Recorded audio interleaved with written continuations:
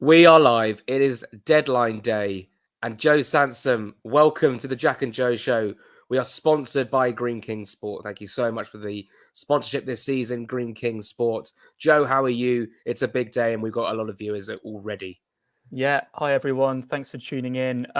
It's been a big day. It's been a dull day, depending on how you look at it, or it could be a bit exciting. From a Fulham perspective, a little bit long, but personally, I'd rather be in a Green King pub right now watching Luton versus West Ham than thinking about transfer news. But alas, here we are. We thought this was going to be special. We're going to try and make it as intriguing as possible because you never know what can happen on deadline day, even though things are currently quiet. Things can come out of nowhere in a flash. And we just have to hope that that is the case. Yeah, if I wasn't getting up at 6 a.m. tomorrow for Manchester City away, I'd be in a Green King pub right now having an icebreaker whilst watching the second half of Luton versus West Ham. You can also watch Brighton versus Newcastle. The 12:30 is Sheffield United against Everton on TNT Sports. And then Super Sunday, Crystal Palace, Wolves, which I'm going to be at. I'm looking forward to that. And the big one, Arsenal hosting Manchester United. No Fulham on Sky or TNT just yet.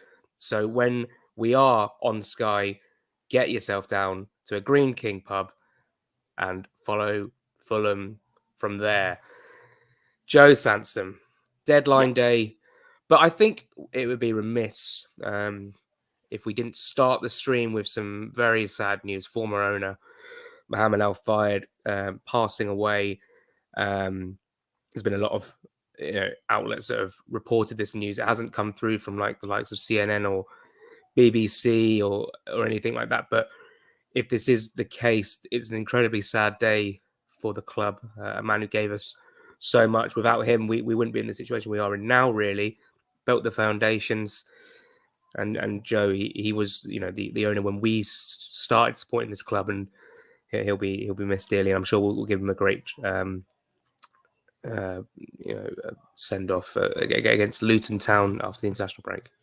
Yeah, for sure. And it's really sad news. And we're waiting for more reputable British sources to come out and confirm it fully. But there has been Egyptian sources who would obviously be quite close to that. And it is really sad. Like you say, Jack, when we used to sit quite close to each other in the Johnny Haynes stand, Mo would come out before every game waving his scarf about. And that's like basically my early memories of Fulham. And for all of us that were lucky enough to be growing up watching Fulham in the Premier League every week, he was the key reason why. And it's incredibly sad news. And I'm sure that if this does get fully confirmed for that Luton game, the club will plan something special to commemorate him. Absolutely. A strange day it's been. Joao Palhinha was in Germany. He had a medical and it hit 5 p.m, which was, of course, the German deadline. And it collapsed along with a couple of other deals that Bayern Munich were trying to get over the line. And it means he's still a Fulham player. However, he's taken Fulham out of his bio. He's changed his profile picture on Instagram. And that is a cause for concern. There was a Louis Boamorte Instagram story last night that was floating about, which raised some concerns as well. Do you think the relationship between the Fulham fans and Joao Palhinha, which, by the way, a week ago was as strong as ever, in fact, 4 days ago was as strong as ever, 3 days ago as strong as ever, has it been tarnished? And is there any coming back? I think there is, but it's definitely been changed. I don't know about tarnished. I mean, if he comes back and gives his all until January at the very least, I don't think we can really kick up too much of a fuss with him personally. I'm pretty annoyed at Bayern waiting until the very last second to put a bid in. I've seen a lot of talk online blaming Fulham for this falling through. At the end of the day, if Bayern came to us a week ago, we'd be sat here right now, most likely talking about a replacement. Palhinha would be gone. And I'm personally happy that Palhinha stayed, but the proof's in the pudding in terms of will he be the exact same player? I think he will. I don't think he's that sort of guy, but I've been disappointed with a few of the childish teenage sort of online things like changing the picture, things like that. I mean, the video of him at Munich airport returning to London, trudging is an understatement. I think it's fair to say dragging his heel, saying, please, can I not leave? But at the same time, I don't think that's necessarily to do with returning to Fulham. Let's put things in perspective here. He was about to return who's about to go to a Champions League team who have got a good chance of winning the Champions League, not just competing in it. They've just signed Harry Kane. They're on course to win the Bundesliga for about the 60th season in a row, as always. And he was going to be a starting member of that team, probably alongside Kimmich, the base of the midfield. And to have that taken away from you at the last minute, you can understand him being sad. He's not a Fulham fan like us. He's not from England. He's been a Sporting boy for several years. As much as we've seen him tap the badge, as much as we've seen him look like he really cares, which I'm sure he does, he will, of course, not care to the same degree that we do, you and I, Jack, or any of the other fans watching this or in the stands. And you completely understand him wanting to go. I'm very keen to see what will happen now. And to be honest, I tweeted it earlier. I mean, I don't know why he's going back to London. The flight should be going to Manchester. He's a Fulham player. He should be playing tomorrow. Partly because of the team news, which we probably won't have time to discuss today, but is making me a little bit shaky, as if playing Man City already wasn't, because it basically sounds like we have no midfielders. But to answer your question, Jack, I don't think the relationship will be tarnished unless... Tarnish is a strong word. Unless we see a clear, indication that he's completely had his head turned by it. I mean, obviously he wanted to go, but it's not happened. He's a Fulham player. It's not happened until January. He's here. Yeah, and we'll still demand a huge fee for him in January if he wants to still leave. If he's interested if anyone's interested in him. So we're in a good position financially with that situation. We have him until January. I just hope that whatever's happened in the last couple of days with maybe some of the staff, I hope that gets repaired. Sorry, I'm losing myself here. And yeah, so it's going to be an interesting one. We need him at Man City away. In fact, after Spurs, after the penalty shootout, I was like, bring on Manchester City. We're in some decent form here, and we might go up to the Etihad and really do some damage, or at least put them under a bit of pressure. But it just so happens that now we're looking like we're going to be playing a very weakened team. Probably D. Cordova-Reid maybe sitting in midfield. I don't know where Sasha Lukic is. Harrison Reed is probably still going to be here. I wouldn't worry about that too much. But yeah, it's been a very strange 48 hours to be a Fulham fan. But when's it ever boring? When's it ever boring? Never. Joe, Alex Iwobi, £22 million. We're waiting for the announcement. We're waiting. And not an awful lot more is happening on a day where I thought we would have minimum 4 players in. Has this whole Palhinha thing distracted the board and made them forget that we actually need to make a few more signings? Will Marco be happy? And your opinion on Alex Iwobi coming in? First and foremost, really happy with the Iwobi signing. I think the price is a bit high, but at the end of the day, at this point in the window, I don't care. I think it's a good signing. I think he covers us for midfield, and he could also play on the wing. I do really hope he has been brought in to play in midfield as that more attacking front foot option. I think I would want someone a little bit more direct if we are bringing in another winger, but it doesn't sound like that's happening. When I woke up today and, after about an hour or so, the news broke that Iwobi was on his way for a medical, that must have been at like 10, 11 this morning. I mean, I thought that we'd be saying the same thing for several players, and it hasn't really kicked on since then. Still no announcement, just under 12 hours later. Great point from Billy in the comments that we do have 2 domestic loans to use. Whether we will use them is another thing. But yeah, I can't get my head around Iwobi being the only player brought in today. And I think it just shows, to be honest, the lack of respect that some of the people high up at Fulham have for the club and for the fan base. And I think that, we've said for weeks, Jack, that everything will be okay as long as these deals do come late in the window, but it's very risky. So to have this situation now where we haven't replaced Mitrovic, we didn't have a contingency plan for Palhinha. That was very evident. We haven't got a centre-back. We haven't got a cover left-back. We haven't got a second body in midfield to cover Palhinha for days like tomorrow when he's probably not going to be involved. We don't have another option on the left wing other than potentially Iwobi, who could cover there. We do, thankfully, now have the cover at full-back, which is great with Castagne. But Both that's sides. probably to deputise more than the right than the left, you would have to say. But ultimately, Jack, this day has been a colossal failure, and the Palhinha news should not gloss over that. We shouldn't have entered into negotiations with Bayern in the first place. The fact we Yeah. did that really, really annoyed me, because we've got 48 hours left. He's got 4 years left on his deal with the option of us to extend for another year.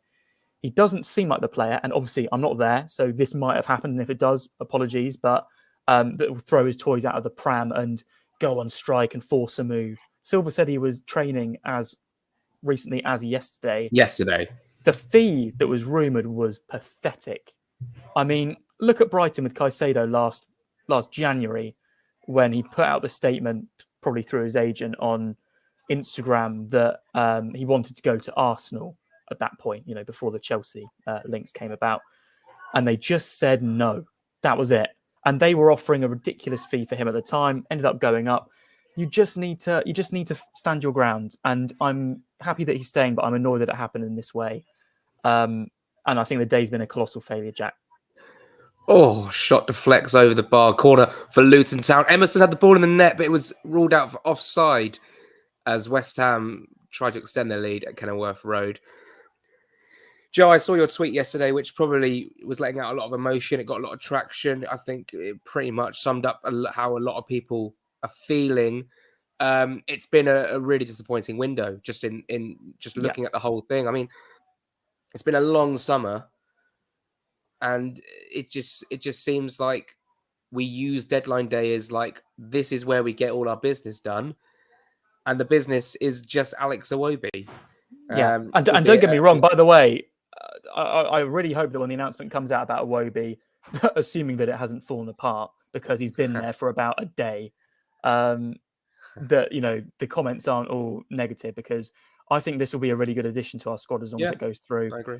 It's also good that we're taking him from a relegation rival, and I don't want to say relegation rivals. I don't want to be involved in that battle, but ultimately, when you've replaced our star striker with someone that hasn't scored for about 2 years, even though I backed him to get double figures, and he was good against Arsenal, he's not the same prolific quality as Mitrovic.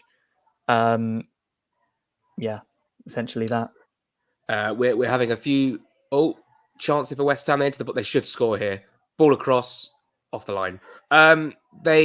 We have a few guests on during the stream today. We start off with the one and only Sammy James. He is in, and he is perfect. Hello. And hello. Welcome Sammy. to the stream. Welcome to a very interesting stream. Yeah, it's not one where we're getting too giddy. There's been a few things that have gone on in the club that have just been a bit sobering, I suppose. So give me your take, Sammy, on proceedings.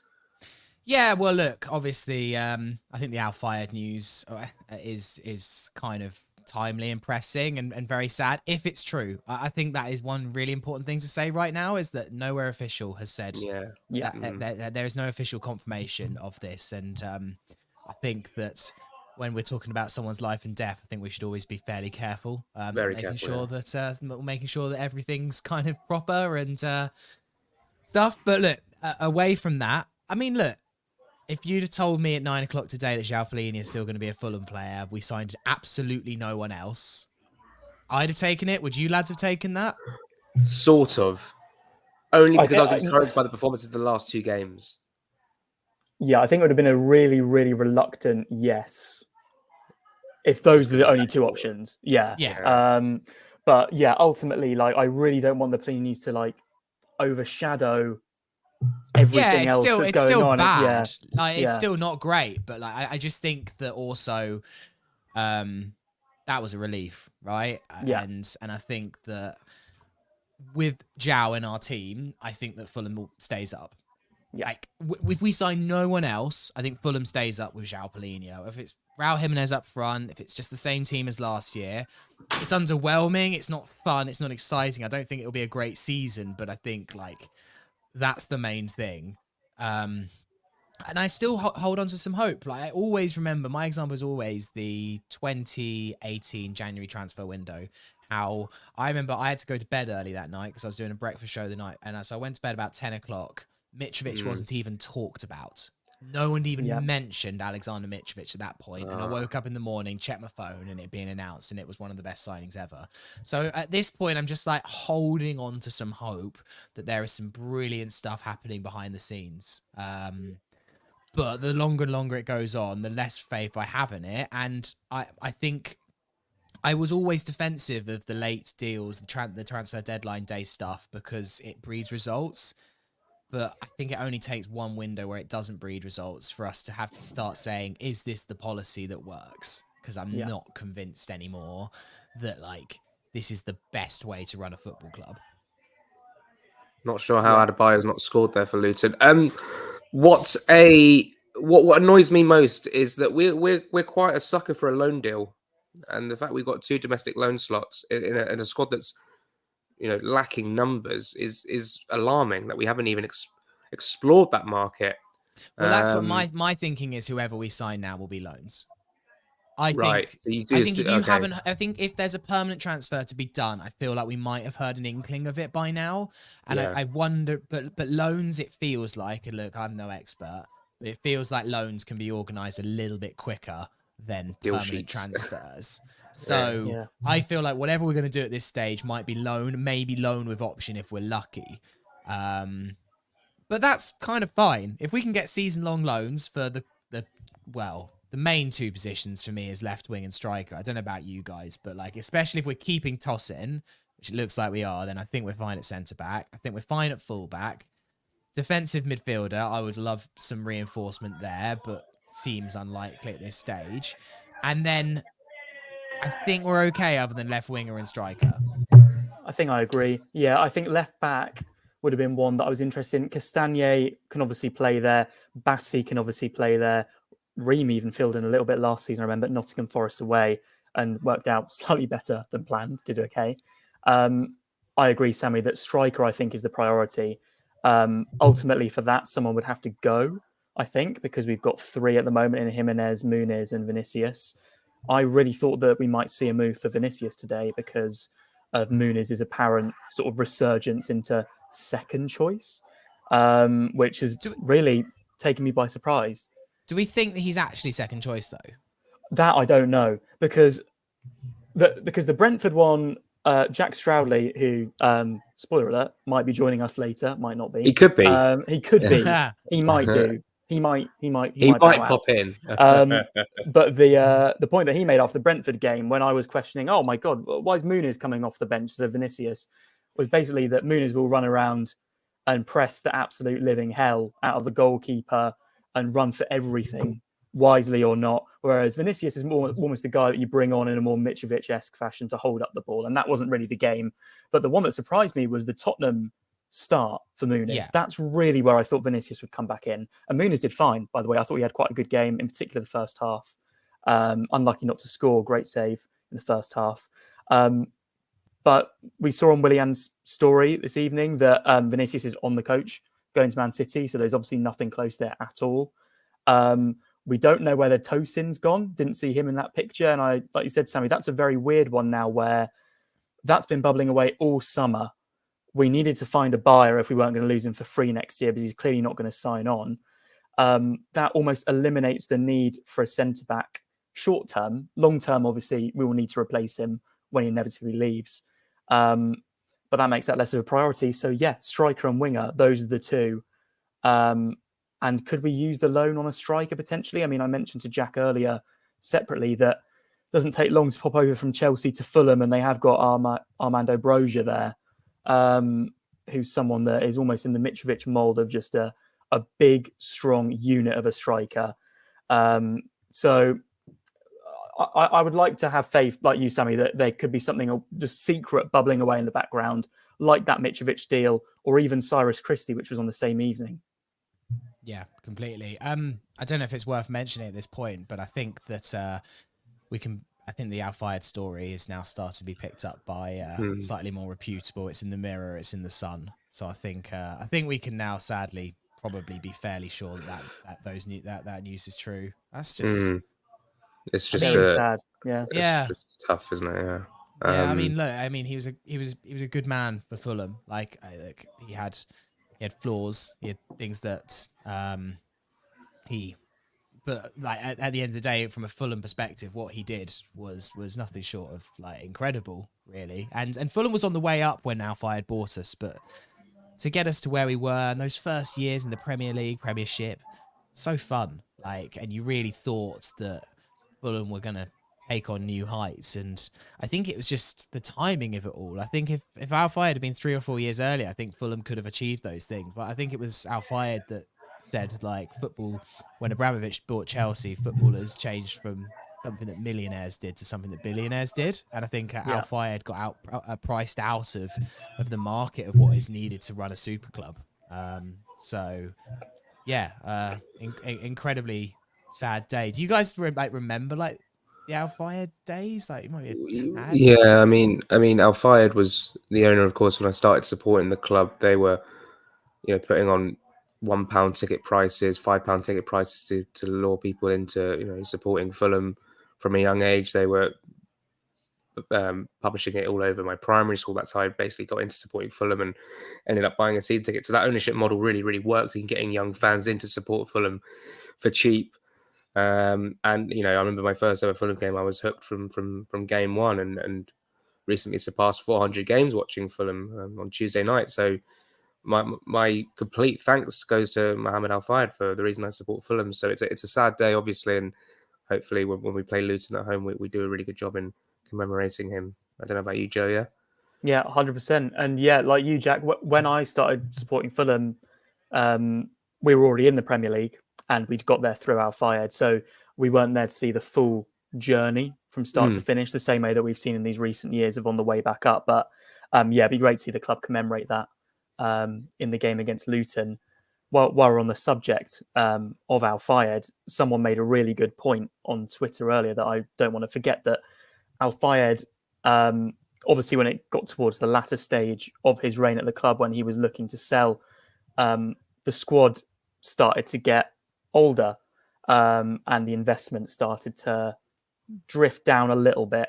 And there were some suggestions that people were noticing a similar thing happening at the moment, which may just be pure coincidence. None of us have heard anything otherwise. But you can sort of draw comparisons. And Joao Palhinha's move that could have been would have been so similar to me to the Dembele move on deadline day to Tottenham, where he had a fantastic performance at Old Trafford. And I remember watching Match of the Day that evening with my dad, and essentially Gary Lineker did the exact same thing that he did after the game at the Emirates, where he flogged him for us for no reason. So thanks for that, Gary, because he basically did it twice. 3-2 loss, right? Yeah, 3-2 loss, and he was the best player on the pitch, 100%. Van Persie's debut, that was, and he still, he was the person being talked about. And I'm so thankful that Palhinha hasn't gone, but the fact that it was so close to happening really worried me, because I really think that summer was, Dempsey, our top scorer, gone.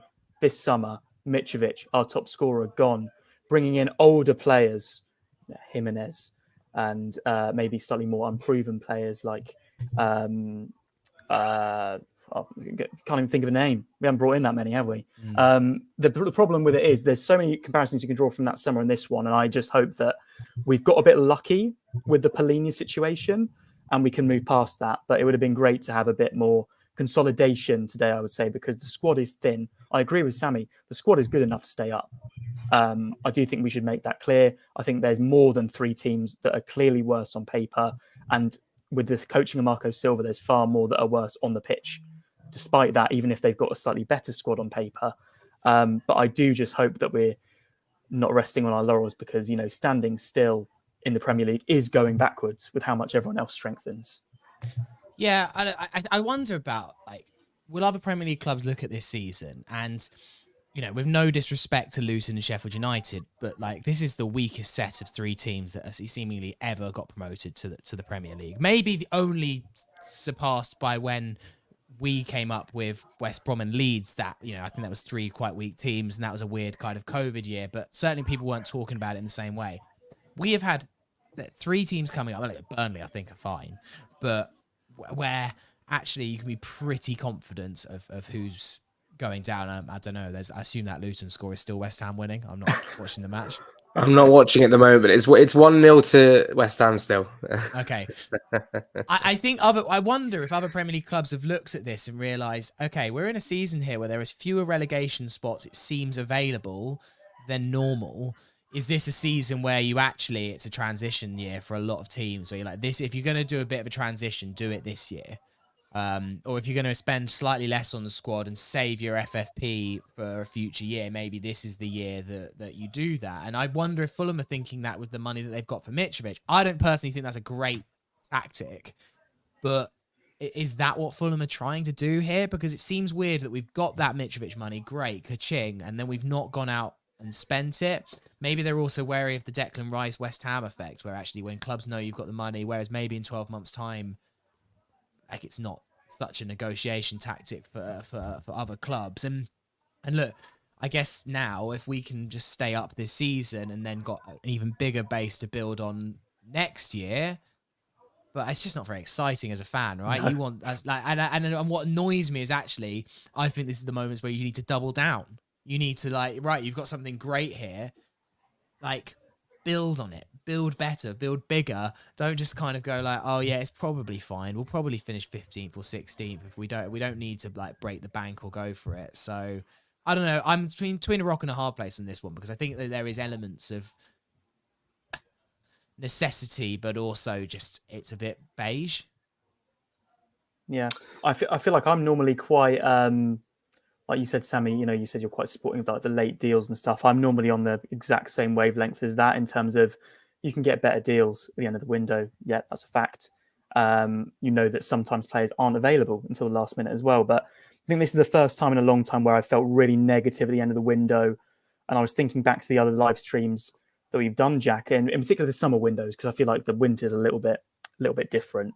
But last year, obviously, I remember January of the season we went down under Ranieri, like, was a really that was grim. Like, Markovic. That was really dark, and we needed players.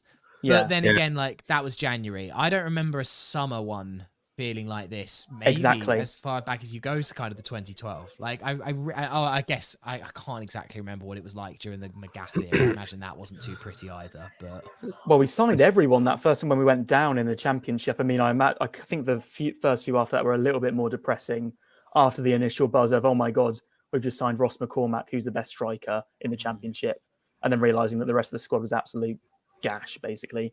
I was thinking back to last summer, and I remember saying to Jack, I think we need one more midfielder. And I thought, oh, maybe I'm being a little bit greedy with that. And now I'm thinking, I think we're about 4 short of the squad that we would ideally have. I definitely think that it's capable.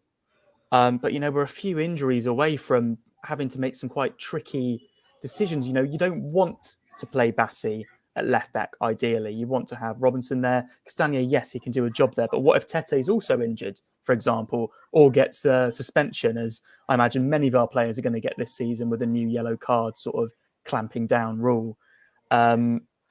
It's good that it seems like the Reed story has died down in terms of he will be staying, we think, touch wood. Tosin also looks like he's not going anywhere for the moment. So, it's not as thin as it could have looked.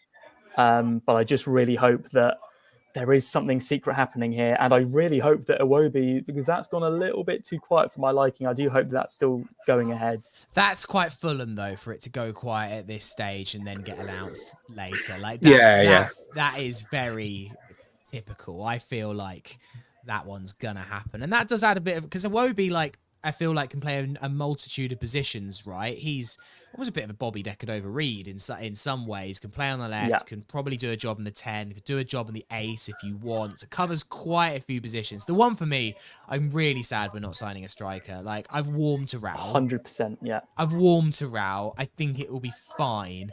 But, like, we're 3 games into the season. Raul also played a good stint in the cup. Like, I can't believe that we haven't tried to get anyone, but I don't know. I guess it was either kind of throw all the money at Balogun, or I don't really know exactly who we could have got. Yeah, there isn't really an obvious solution out there at all. And thank you to everyone in the comments, because they've just flagged that Fabrizio Romano has just tweeted that Tosin to AS Monaco is definitely off So assuming that Spurs don't come in Please. last minute, that 100% means that he will be staying. What must he be thinking? Must be very bizarre. Well, I don't know why he's kicked up so much of a fuss. I mean, he leaves on a free at the end of the season, if anything, which is more detrimental to us because then we lose our, what was albeit small investment in him, but we don't make a profit on him. So there must have been a little bit of toing and froing between the club and the player, both wanting to settle some sort of move for him. But the fact it hasn't happened for him is quite bizarre. And now he's going to be, fourth choice centre back. He's going to have to come in. He came in against Arsenal, I think, and had to help out as we saw out the draw. Did well, actually. Did well. He's a good centre back. Like back end of last season when he came in for Diop and he was playing alongside Ream, he was brilliant. And it just seems as though he's always wanted to move. He wanted to move to Spurs and he wanted to move to Monaco, and well, now he's gonna have to see it out until at least January. And it's the same with Palhinha, but hopefully Palhinha will be a little bit more cool about it. I'm not happy with where the squad's at the moment. I'm not happy with morale now around Watford Park. I feel like this is all going to be a bit of a distraction and a bit of a knock on morale, which obviously is not good after two very positive results. I'm really worried, and obviously going to a place like Manchester City tomorrow, it could get worse. And got to get out of the way, though. I think of course. I think 2 weeks to galvanize. I think we've kept Palhinha. I think we're in a mostly good position. A striker would have been absolutely lovely, and it still is a possibility. I did wonder when I saw Che Adams and Wolves going for him on loan. I was like, is that the kind of player that you might just go for a season? I wouldn't be massively convinced or sold, but it would just be a top flight striker that might do a job. It's not particularly exciting, but in a new I think team, he would just come in and just get between 5 and 10 goals though, and just do a decent job. And ultimately, who would you back to score more goals in the Premier League, Muniz or Che Adams? It's probably Che Adams. 9 times out of 10. Or someone like Ings, if he's been told he's surplus to requirements at West Ham. Again, True. Just a season. Bring in Danny Ings. It's on loan, and then you can regroup in 12 months' time and find out who your new striker and get your new big striker in and identify your targets.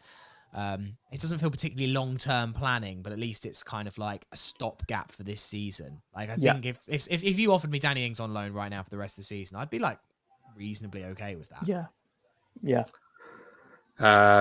Jack doesn't look through. Jack says no. Jack's face says no. I'm just confused because Marco has reiterated for the last 2 weeks that we need 3 or 4 or even 5 in, and we're getting 1 on deadline day, and I just don't think that's good enough. It's not good enough to leave your business down to the last day again. And it's fine when you go, oh, yeah, we signed 5 on deadline day in 18-19. Yeah, but that was all well and good, but then we ended up going down. I just think the planning has been terrible. We knew we were staying up basically in January. Yeah. And we're sat on deadline day 3 or 4 short and losing Mitrovic, who, of course, tonight scores a hat-trick for Al Hilal. And I don't get it. I don't get what they do on a day-to-day basis. I'm surprised that there wasn't a signing this summer, a bit like Palhinha was last year, where I was like, wow, we've done something really impressive and got someone good. I think the Bassi signing is not bad. We've seen an opportunity. It didn't work out for him at Ajax, and we brought him in, and I think that's a good, decent signing. And Adama, again, a really smart bit of business, but it's someone on a free. I think we didn't have that Palhinha transfer this summer where I was like, wow, we've got a coup here. We've really improved our squad by signing someone like him. And that's been the surprise for me. And it would be fascinating to know if there was someone that maybe was close but didn't happen. We were in such a position of strength this year, though. We're in a much bigger position of strength than we were last year. And if we were able to convince Joao Palhinha last year, I'm surprised we weren't able to replicate that a little bit. Given we're in a stronger position as well. That's what this summer's missed. But maybe it was the distraction of not knowing who would leave. Maybe if you'd have said to Ali Mack and Tony Khan in May, you're going to lose your striker, start finding one. But I think it blindsided them. It feels that way. I think what really annoyed me about today was, and actually this could be a point of debate potentially, because there was an interesting idea raised on Twitter by a few accounts actually that were saying, were Fulham actually going for targets to replace Palhinha that was slightly out of our realistic range as a club? to almost look like we were trying to find a replacement to appease Palhinha, to appease Bayern. Amrabat last night being the perfect example when he's basically already said publicly it's Man United or nothing. Yeah. We dropped the 30 million knowing it's not going to be accepted. We're trying hard. Højbjerg doesn't want to come to Atletico Madrid, let alone to Fulham. And McTominay also doesn't want to leave Man United for a very strange reason. So it's an interesting point that could be true. It could also be we are just trying to get an ambitious target. I think it's 100% true. Leave. I'm a full believer of this conspiracy. Because I don't think it's a conspiracy. I think it's 100% what the club did. It took advantage of the German window as well. Because imagine if it was 11. Imagine us all right now if it'd be done, wouldn't it? Well, I think it could have been. I think Fulham took advantage of the German window and said, and all these links suddenly to players like Amrabat, who was all exciting. I was like, we're not going to... Højbjerg as well. How are we going to hijack Man United? I know that they're struggling a little bit for cash and they're kind of trying to do it as a loan and stuff, but the player's not going to want to come. I think that's 100% what we did is we tried to appease Joao and we said, look, you go to Bayern, have the medical, but we need someone. I think that's what we also tried to do with Mitrovic. We tried, but it was too long a time. So you can't string out. You can't string something like that out for 6 to 8 weeks. I think. It looked like Mitrovic could have stayed. After the Everton game, but then obviously it all escalated from there. What annoys me about the whole Joao Palhinha thing is we dangled the carrot in front of him, gone, look, here's this nice new shiny club. Let's strip this all back. He's 28 years old and he's probably not going to get another crack at Champions League football. So this was a big move for him. And he's obviously deserving of that. And I wouldn't have begrudged him for the move. I've just begrudged the timing of it because it's so late. And going back to what I was said just now, like him coming back to Motspur Park after having a medical at Bayern Munich, it's just, he's not going to be happy. He's not going to be happy that the club didn't let him go. We're going to say, well, we didn't get the replacement and that was always the deal. We wanted the replacement. Otherwise, your move wasn't going to go through. But the fact we let it go as far as a medical and flying out to Bayern Munich and, like I say, dangle that carrot in front of him, it's not beneficial for anyone. We should have been more firm by just saying, no, it's not happening. He's not for sale. And but it's not. But Zhao's not the kind of player that then is he's going to come on against Luton and drop a 4 out of 10 on purpose. But we've already seen that he's pissed off because he's taken out Fulham in his bio. He's changed his profile picture. He's obviously his heart was at Bayern Munich at that stage, and then I just think it was a bit careless from the club to think that he would just be like, oh, it didn't work out. Let me just go to Manchester City and drop an 8 out of 10, I mean, he is gone next summer. This is well, that's fine. In January. I think you can always fend off January. I think most clubs you can fend it off and be like, we January's too difficult. But I think this is going to be like Declan Rice kind of stuff where it all through the season and you're counting down the games and you're like, it'll be the final game against Luton and we'll be singing the Palhinha song. A bit like when we knew Carvalho was going for most of the season too. It's just it's going to happen. And that was in January that fell through. We know that it's going to be gone. But look, if we've got 2 years of Joao Palhinha and then we forward plan, that's kind of fine. And that's what West Ham did. They brought in Kudus, who now I'm looking at their squad now, and it took them a while to get going, but eventually they kind of used that money, bought well, started well, and then you're like, great, you've got a whole year to forward plan, and you know that you're going to get probably we're not going to get quite the same number of money, we're not going to get the same pot of money, I think, but we're going to get 40, 50 him next year with 2 years left on his deal, and that's a great. If you're making £30 million profit and you've had. He's got 3 years left on his deal. Sorry, yeah. If you're making 20-30 million pounds profit and you've had 2 great years out of a player, and then you're selling him before he kind of gets into his 30s, then that's outstanding business. Yeah. I've just seen very quickly a tweet with a kind of rumor that's instantly been quashed, but at least there is something to speak about, which was that apparently in the early evenings, according to L'Equipe in France, made an offer for the Lyon midfielder Maxence Caqueret, who I can't pretend, if I'm being completely honest, to know too much about. It says, we arrived with important financial arguments, according to the very accurate translation. But the Lyon midfielder immediately rejected this offer. So what I would say is we're clearly at least talking to players and teams and clubs, and it's not like they've all just packed up and gone home. That being said, obviously it's not good if someone just rejects out of hand. I'd really hope that Ali Mac's not like at home with a glass of red watching the deadline day stream. This is exactly what we were saying about this earlier. This is what we used to have. Sarah Brooks would be very good at least telling us when we can like stop looking at Twitter. Okay, everyone's gone home. Might need a certain Peter Rutzler to fill that void tonight potentially. Happy birthday, Peter Rutzler, by the way. Happy birthday, Peter Rutzler. What a way to spend it. I know. He always, pretty much every year, has to spend his birthday staying up till 3 a.m. I think quite often it's been like it's like been midnight and it will be his birthday, because it's normally August the 31st, isn't it? So often he ends up basically just being wiped out for the entire day because he's up till 4 a.m. writing copy. So, poor old Peter.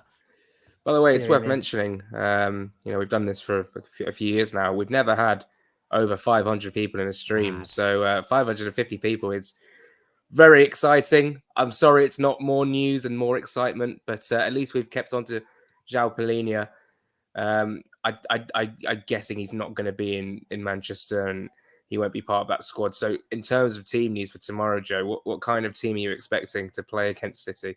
A really, really rough one by the sounds of it from that silver presser. In terms of only the midfield, everything else sounds like as you were. But in terms of fit midfielders, it sounds like we've got Harrison Reed, Andreas Pereira, and that's sort of it. So Bobby Reed could fill in there.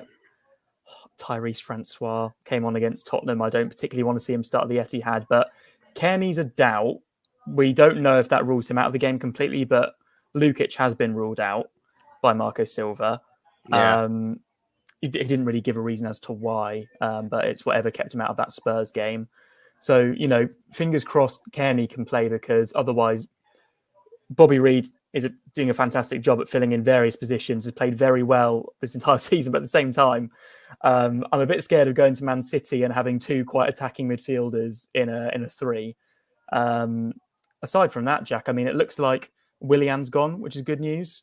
But I feel like it might just be as you were from Arsenal, with the one question being who starts out of Bassi and Ream. Yeah, I would start. I don't know. I'd start between. It's really tough because Ream played very well against Tottenham. He really did, and you saw that range of passing that he can offer. Is huge. Look, I think it's the perfect game tomorrow. We're a bit all over the place. We're a bit of a mess, and tomorrow we've got the one game of the season that no one wins. That no one gets anything at the Etihad. And look, actually, we came quite close last year.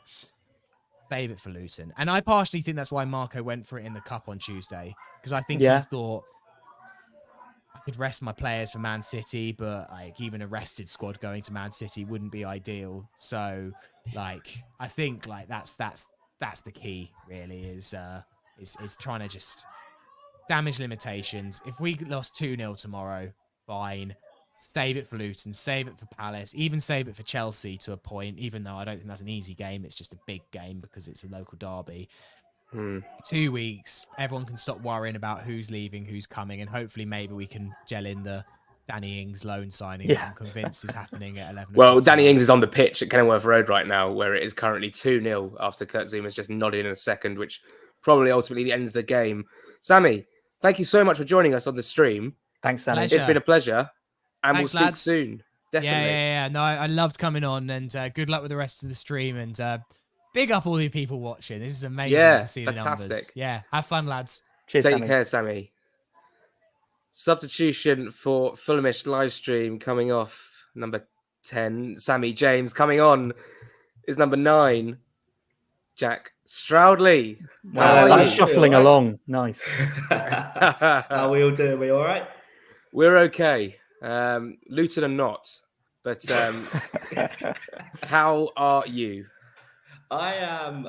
Well, we've spoke quite a lot over the last day or so, and I was listening to Sammy, and there was a lot of rationale, and trying to think of the brighter side. I'm really struggling to do said thing, to be honest with you. My head has been boiling since about 9 a.m. this morning, and I've been trying to kind of find how I'm going to come on here and talk logically, but I cannot believe, to be perfectly honest with you, the state that we're in when you consider where we were at the back end of last season.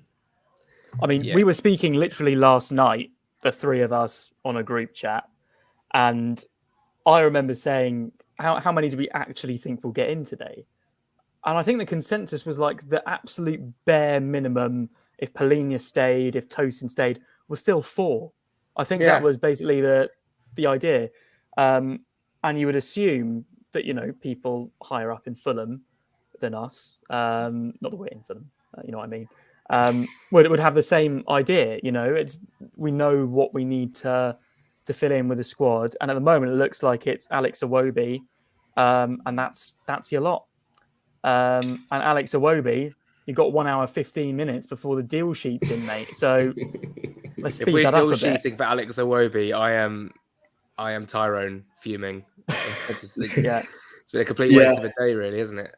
Yeah. I mean, on the Iwobi signing, I'm not overly excited about it, to be perfectly honest with you. I think £22 million for a player on a 1-year deal who's not excited at Everton is good business, especially on the last day of the season. I mean, Marco Silva likes versatile players, and he's someone who can play on the wing and can play in midfield. I think he's probably a little bit better in midfield, but 22 million when we couldn't, get the cash up for Callum Hudson-Odoi for 5 million, who's also on a 1-year deal, who's younger and has more to prove. And, with that remaining money, we could have brought in Gustavo Hamer before he went to Sheffield United. And then that's 2 players. What are we doing? Like, I just don't understand what the thought process was with recruitment this summer. We were effectively safe in January. We won all those games after the World Cup break, and then we beat Brighton away and we're up into 6th, and you're thinking, right, let's build on this. And we've completely regressed, and, we've lost Mitrovic. We've got £50 million for him, and we've not bought in a striker. Like, what are you doing? That's our best forward in God knows how many years. So pivotal to the way we played football and scored so many goals. And we've just not brought anyone in. We've brought Raul Jimenez in, who's 32, has been poor for a while now. And you've got Vinicius, you've got Muniz. I just don't see where we're gonna score the goals. And I think that's a bit of a testament to our recruitment over the summer. It feels like we've just kind of gone for players who they've got a little bit of a point to prove. You're going to kind of get them on a cheap. Even like Calvin Bassey. I think Calvin Bassey is probably our best signing, but he's come to Fulham after a poor season from Ajax. And I just think it's been such a miserable window. And, Fulham are in such a position to grow and to develop. The Khans finally have what they wanted since they took over. We've stayed up in the Premier League comfortably. We've got a fantastic manager. The stand is nearly built. That's a different story. The stand's nearly done. It's nearly done. You can have all these people in the stadium. The focus is on Fulham after a fantastic season, and we've just taken all of that and just chucked it out of the window. And I just how the football club has been run like this over the summer is absolutely bizarre to me. I mean. Could you put it down to it's been such an unsettling summer that all the distractions with Marco and Willian and Mitrovic and Palhinha has just got in the way of us actually just trying to get on with things? We've had to sort of swat away the flies whilst trying to look for new players. It's just been, it felt like for a 2 or 3 week period that every day it was Saudi Arabian club after this player. Marco Silva has been offered a contract by this club, and Mitrovic and this and that. And it's just like, it was relentless. It was ongoing. And by the time it all settled down, when the season started, we were like, oh, the season started. We haven't really got anyone in. We still look a bit light, and it's just rumbled on. And then Palhinha 2 days ago, that's probably taken a lot of effort for us to just sort of stand firm with him. Avoid him joining Bayern Munich, and we've gone, oh, actually, we need to sign 4 players. How long have we got left? An hour and 10 minutes. Yeah. Well, that's the thing. Palhinha, yes, is that conspiracy like we were just saying about? I'm still not 100% sure if that's the case or not. But even if not, then we know there's interest in Palhinha. There has been all summer. It was West Ham, Liverpool were linked. Everyone's been linked, including Bayern, even earlier in the window. So why did we not have someone in place? I mean, don't get me wrong. I'm glad that we've still got Palhinha and we haven't replaced him with, for example, Scott McTominay, Højbjerg from Tottenham. But at the same time, we haven't had that plan in place for any loss of player this summer, down to when we lost Cabano on a free. And don't get me wrong, I think it was probably the right decision to let Cabano go at this point, but you've got to then fill that hole straight away, or have someone ready. Otherwise, you keep Cabano, in my opinion. Manuel Solomon seemed like one that we made a decision on. Willian was a bit up in the air. Ultimately, Silva hasn't helped things by not committing to a new contract. But at the same time, if people can see that the manager's a little bit unsettled, they're not going to come. And it sort of feels like it's a horrible cycle where players don't want to come because he's unsettled. He doesn't want to commit because players aren't coming. We're now at a situation where he's turned down that huge offer from Saudi Arabia, said exactly what he needs, and they haven't delivered it. And there was a comment a few minutes ago from Wayne Sheridan which said, well, Marco won't be staying now. And I don't think it's necessarily at that stage, but oh my God, if Palhinha had gone, would not have surprised me if Marco walked. It would not have surprised me one bit. Yeah, I think going back to what Jack said about, has this window been affected by all the unsettling? Yes, to an extent, but Silva turned down that Saudi Arabia offer quite a while ago under the promises that the Khans were going to, invest heavily and we're going to get the players in that he wants. And that's just not happened. So I think that there has to be some accountability. And I don't think that's not necessarily just at Tony. At what point do people start to point a finger, at Shahid himself? I know he doesn't run the club, but ultimately he pays the people to run the club. And, it's just bonkers to me. And on the whole Joao Palhinha thing, I couldn't believe the offer we accepted. We rejected £50 million from West Ham 6 weeks ago, and the valuation was about 80 million. And then all of a sudden on deadline day, we've dropped it and accepted a £55 million bid. Like, what are you doing? That's such a poor way to run a business, let alone a football club. It's terrible. And the reaction on Twitter when Palhinha, the deal fell through was to take the mick out of Bayern. But I think, with all due respect, like Palhinha would have gone if Scott McTominay or Højbjerg would have said, yeah, I'm coming to Fulham. It's only the fact that both of those, who, by the way, I don't really rate either of them, it's only the fact that neither of those wanted to come, that we're in a position that we still have Joao Palhinha. And I just don't want this Palhinha situation to deter from the fact that the club this has been a really poor window. And I think that there's, a lot to be answered for. And almost, Jack, as well, great point about Palhinha, like, why are we accepting that bid? Why are we letting Palhinha go to Munich in the first place? Why are we bending over backwards? What is this mentality? Like, we're not accepting a bid until we got a replacement, but we're going to let you get ahead in the transfer just in case, just so you can definitely get it over the line. Why? We don't want to lose him. Yeah, Make him stay until he has to go. And if they run out of time, that's their fault. Yeah, it's such a small feeder club mentality, which I can't get behind it at all, to be perfectly honest with you. And and as Sammy mentioned earlier, there's not been any even mention of a marquee signing over the summer, and it does. Do I think Fulham will be fine? I think just about, to be perfectly honest with you. But the fact that we're even suggesting this after a season as fantastic as last just shows the lack of work that was done. Wow, something stuff at the kettle will throw. For those Luton Town are throwing the kitchen sink at West Ham. It's 2-1. Matt Anderson gets a goal back. I think they just rode out that storm. Ariola's got the ball in his hands and he should boot it clear for full time. I don't really want to sit here for 2 hours and just be negative about. There's got to be something we've got positive about. So let's say we make one signing on loan now. Who would you want it to be? Because I feel like it has to be a striker. So I'm going to go straight out and say that mine will be Broja.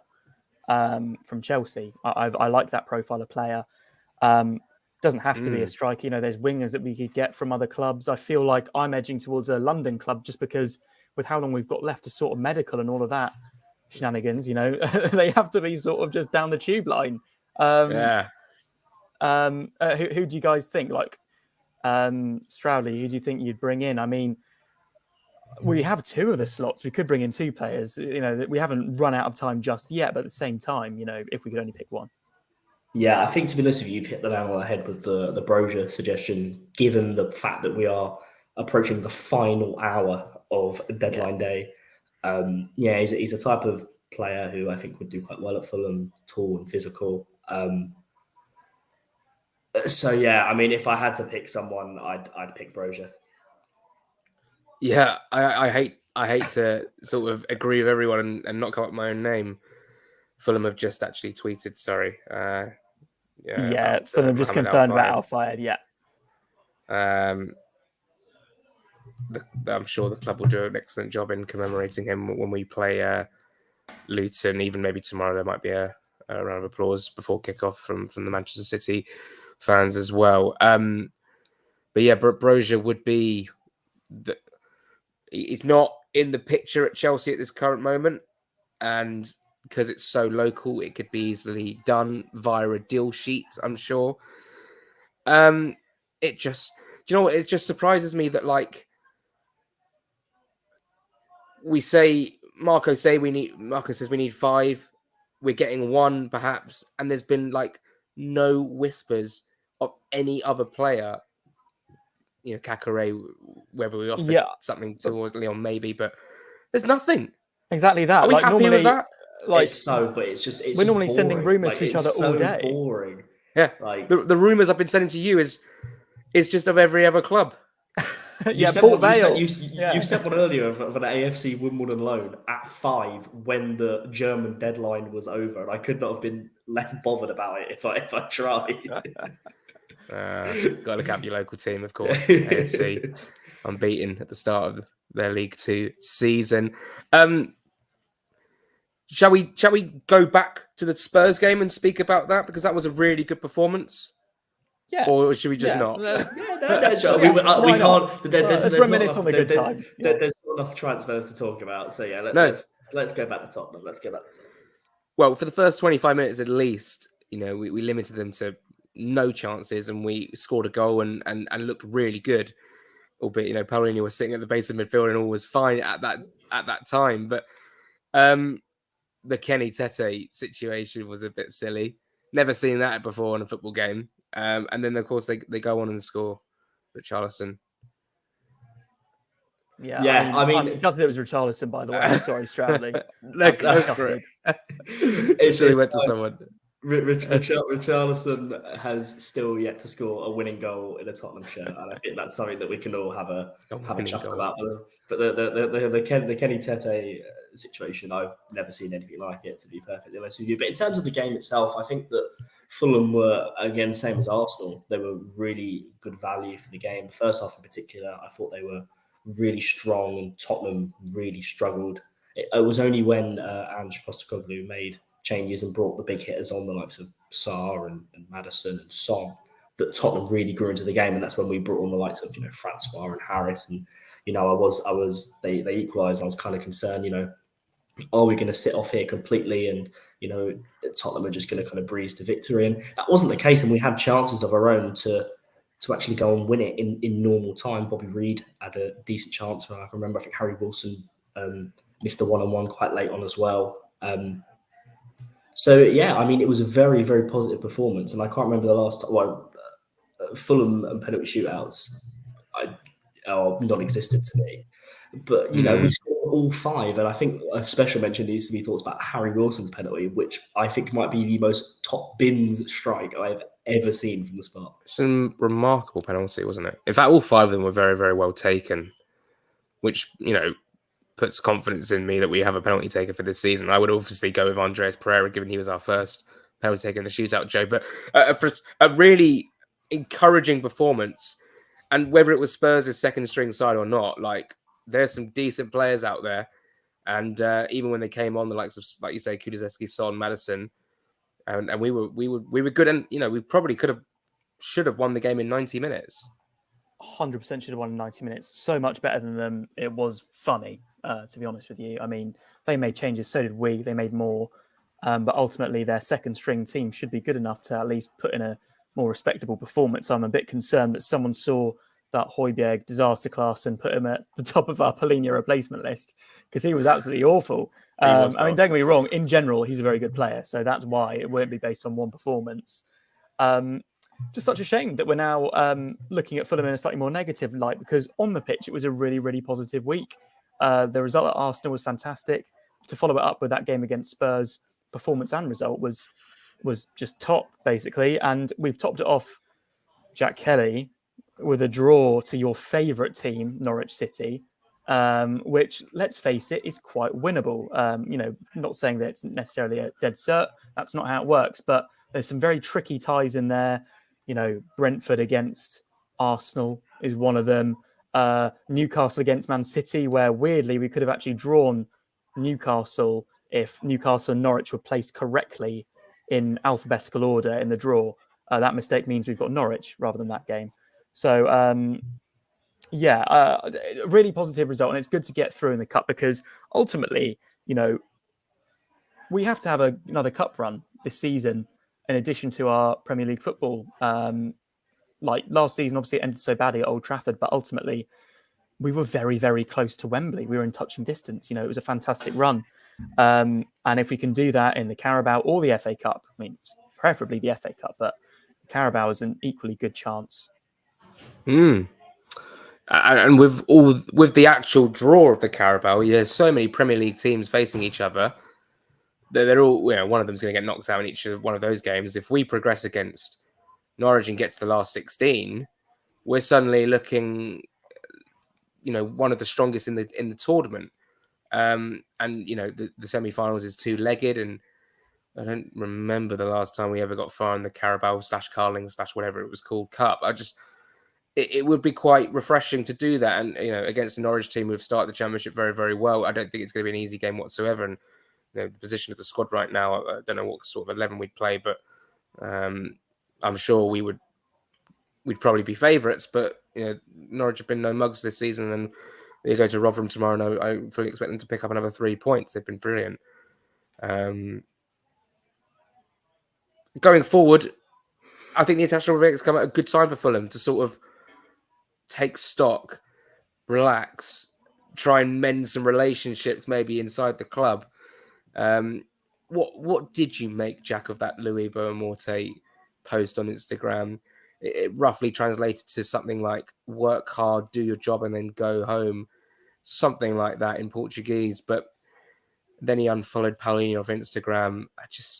It's like horrible stuff, really, isn't it? Yeah, it was very childish. It was very like, I've gone for a breakup in year 9 and I'm just going to let everyone know kind of thing. You just, you're all, just really like, it's just tragic. But as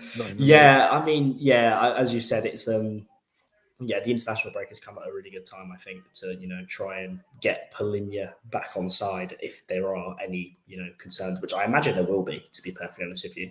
But I think as well, it's good to kind of take to some perspective in the fact of, if we're going to go under the assumption that we'll lose to City tomorrow, we've picked up 4 points from the opening 4 games, which include obviously Arsenal, Man City, and a Brentford side who are our bogey team, who we always seem to struggle against, especially amid all of the rumours with Mitrovic and Silva and even Palhinha and whatnot. So I think that we've started the season off well. If you'd have offered me 4 points from the opening 4 games, I would have taken it. I think that's a good return of points. And we come out of the international break with a few, more favourable games.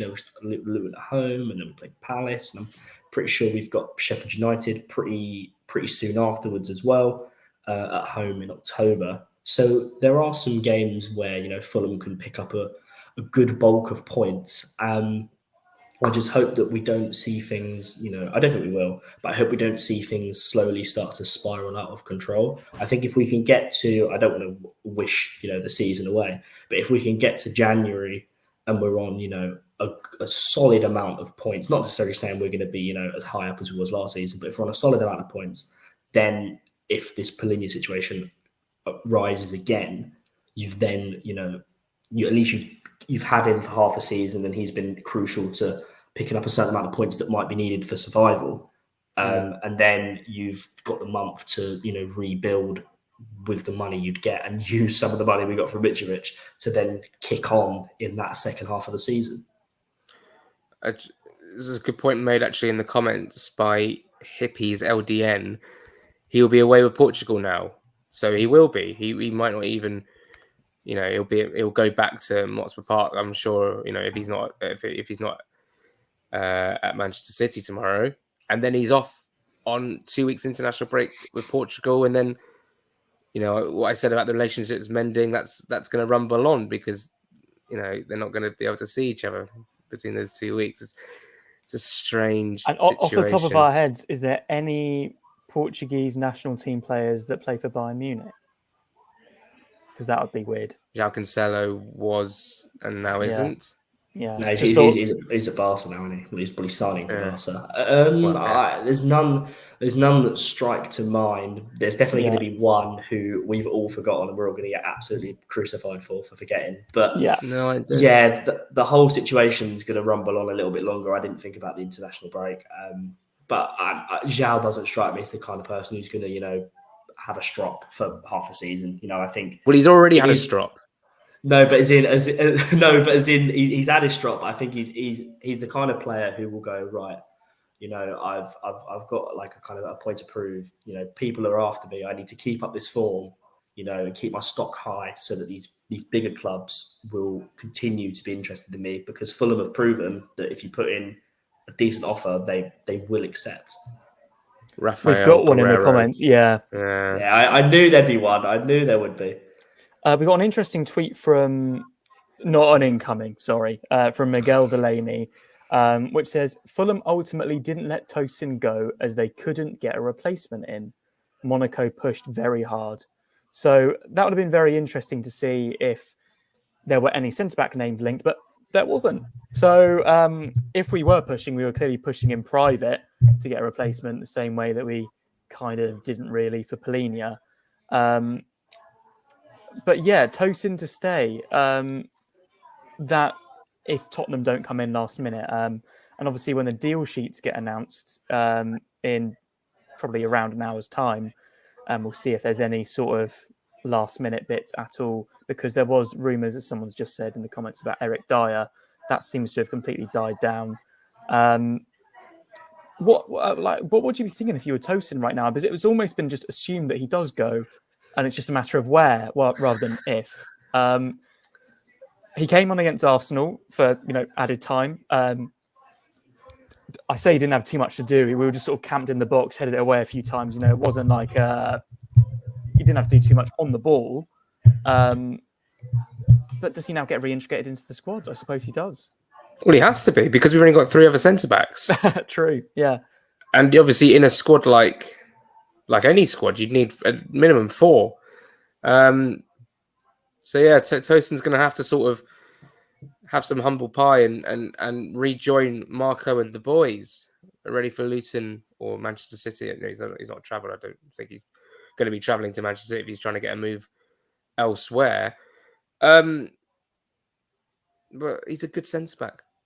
He's good for us. He's always been pretty decent for us, and I feel a bit uneasy how he's just sort of tried to make this move happen. It hasn't really happened, and now he's got to sort of just get on with it. It happens a lot in football, to be fair, and he's an important player for us. I think it's a little bit awkward on his part, to be honest with you, because he kind of gave a big one at the start of the summer. He wants to leave and this, that, and the other. I think he kind of expected there to be a lot of interest for him, and there just wasn't. There were murmurings about Tottenham, which never really came into fruition. AS Monaco seemed to be the closest club that were going to sign him. But, again, there were murmurings about that all summer. If it was going to happen, I think it would have done. And yeah, I mean, it's a really tricky situation because you've got a player there who is really unsettled in Tosin, I think. And is his mind going to be elsewhere and this, that, and the other? And he's not going to be starting every week. Let's be honest. I don't think he starts in Fulham's best 11. So you've now got a player who wants to play every week to try and, again, kind of a little bit like Palhinha, to prove his worth, to get clubs interested in him, and it's just not going to happen for him. In terms of deadline days, and we like doing the streams, this has been incredibly underwhelming. Albeit we have kept our best player. It has, we're sitting here at 10:10, and if you've just joined us, the only player who's looking like he's going to sign is Alex Iwobi, a player who struck fear into Joe Sansom on the opening day of the season. So at least we don't have to worry about that when Everton come over to Craven Cottage. Yeah, I kept on turning around to Jack for context, Stroudly and everyone watching, because he cut inside about 20 times in that first half. After basically finding himself in behind Kenny Tete, every single time he was completely free, and every single time he looked up and nearly scored or nearly set up someone that did score. So, God, I'd love him to be on our side instead. Obviously, used to play for Arsenal, played many games there, was there for years. But it does really feel like Everton, he's almost improved his reputation again and become more of a respectable player. Stroudly, I know you're not the biggest fan, but I do think he'll improve our squad overall. I just really hope that he is someone to impact our midfield rather than our front three, because if we're going to get someone for our front three, I think you go and sign an out-and-out winger and a striker. You don't sign someone that can fill in there like a Bobby Reid. We've got enough of those. So, yeah, that's it really. My issue isn't really with Iwobi as a player. I think... I think Iwobi makes sense for Marco Silva. As I mentioned, he likes versatile players, and he'd be able to cover a couple of positions. It's just the fact that on deadline day we've signed somebody who has 1 year left on their deal for £22 million. When, as I kind of mentioned before, we weren't willing to pluck up £5 million for Callum Hudson-Odoi. It just... that side of things is what I'm a little bit, peeved off at, if I'm being perfectly honest with you. Not necessarily him as a player. And look, I'm not going to sit here and rock and moan at him 24/7. Once, if and when he gets announced in the Fulham shirt, obviously I want him to do well. I want him to prove me wrong. But as of right now, the fee is what's concerning me. Don't want to get anyone's hopes up, but ultimately it's silly season. Patson Daka's move to Bournemouth is off. Now, I'm just saying we need a striker.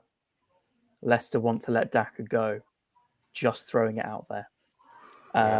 We haven't been linked at all, for what it's worth. We are at serious clutching straws territory. Yeah, clutching them off camera. Yeah.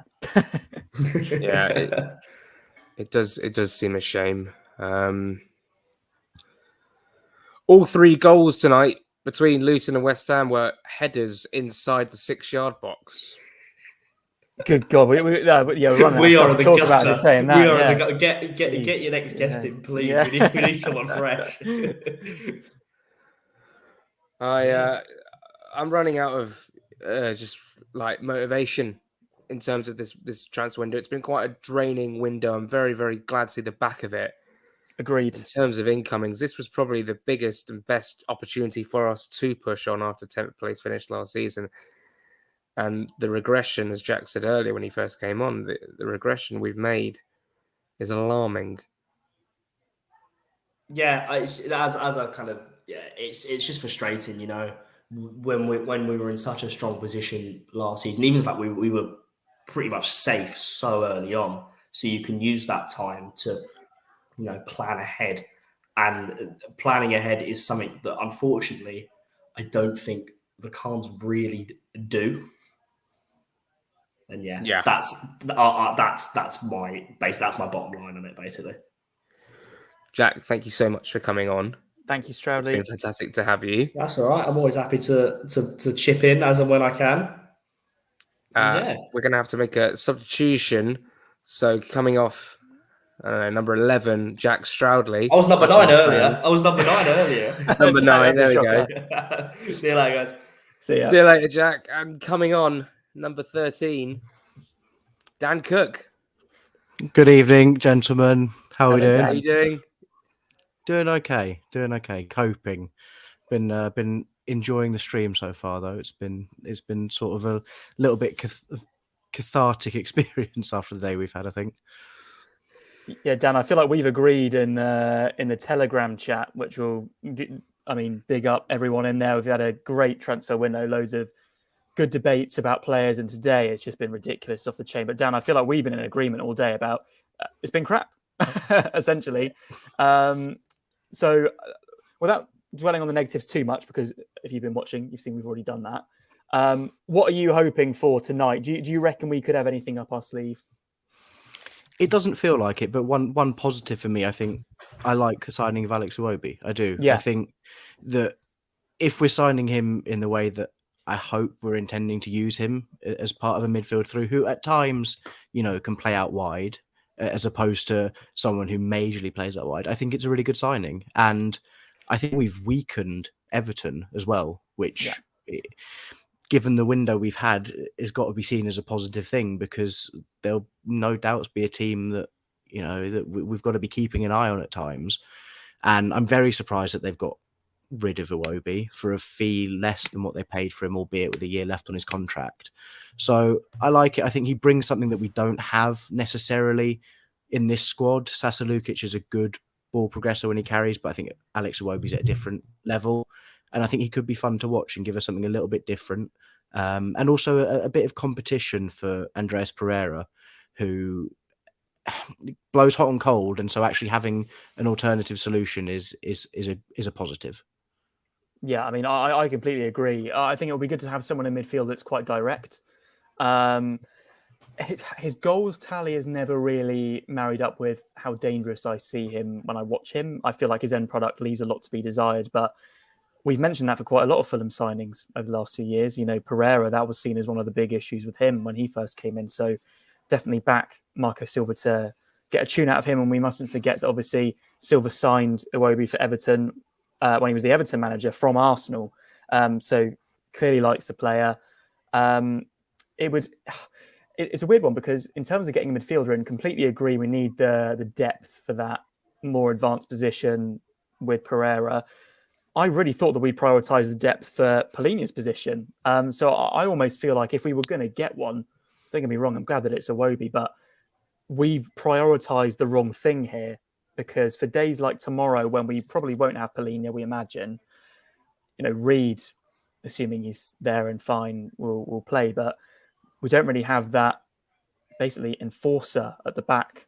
And there's no one that can replicate that role. No, there isn't. And there were players available, I think, is also the pain point, right? Is that there was an opportunity to get a player in who you're never going to get the second Joao Palhinha. He's very much a rare gem, and to have a player of his quality at our club is nearly unheard of. We all start instantly speaking of Moussa Dembele when we saw Joao, because it's rare to see a player with such quality at Fulham.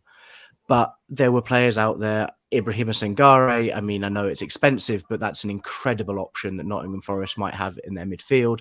Ali Mazrati, I think Al Mazrati would have been a great addition. He's a player that we looked at last year. He could have at one point come in instead of Joao.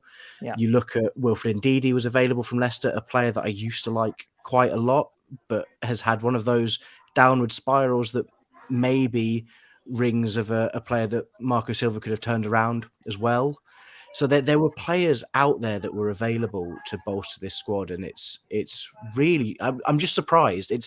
There's a lot of anger and disappointment, but also I'm just so shocked that we've been so quiet today. There'd be something to say that we've only got one player in the door so far today, but there's loads of ongoing rumours. It's the fact that since 5 or 6 o'clock, it's just been Alex Iwobi, and that I wasn't prepared for today. And for what it's worth, I wonder if tomorrow might be a day when we see Calvin Bassey drift into a midfield role.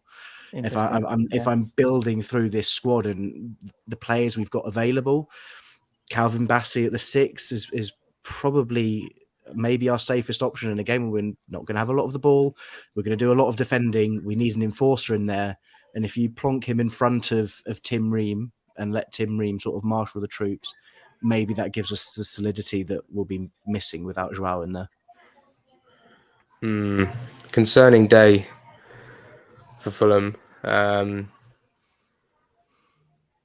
Do we look like better than 3 other teams in this division? Yes, I think we do. Which is obviously a crumb of comfort, but that doesn't guarantee your safety.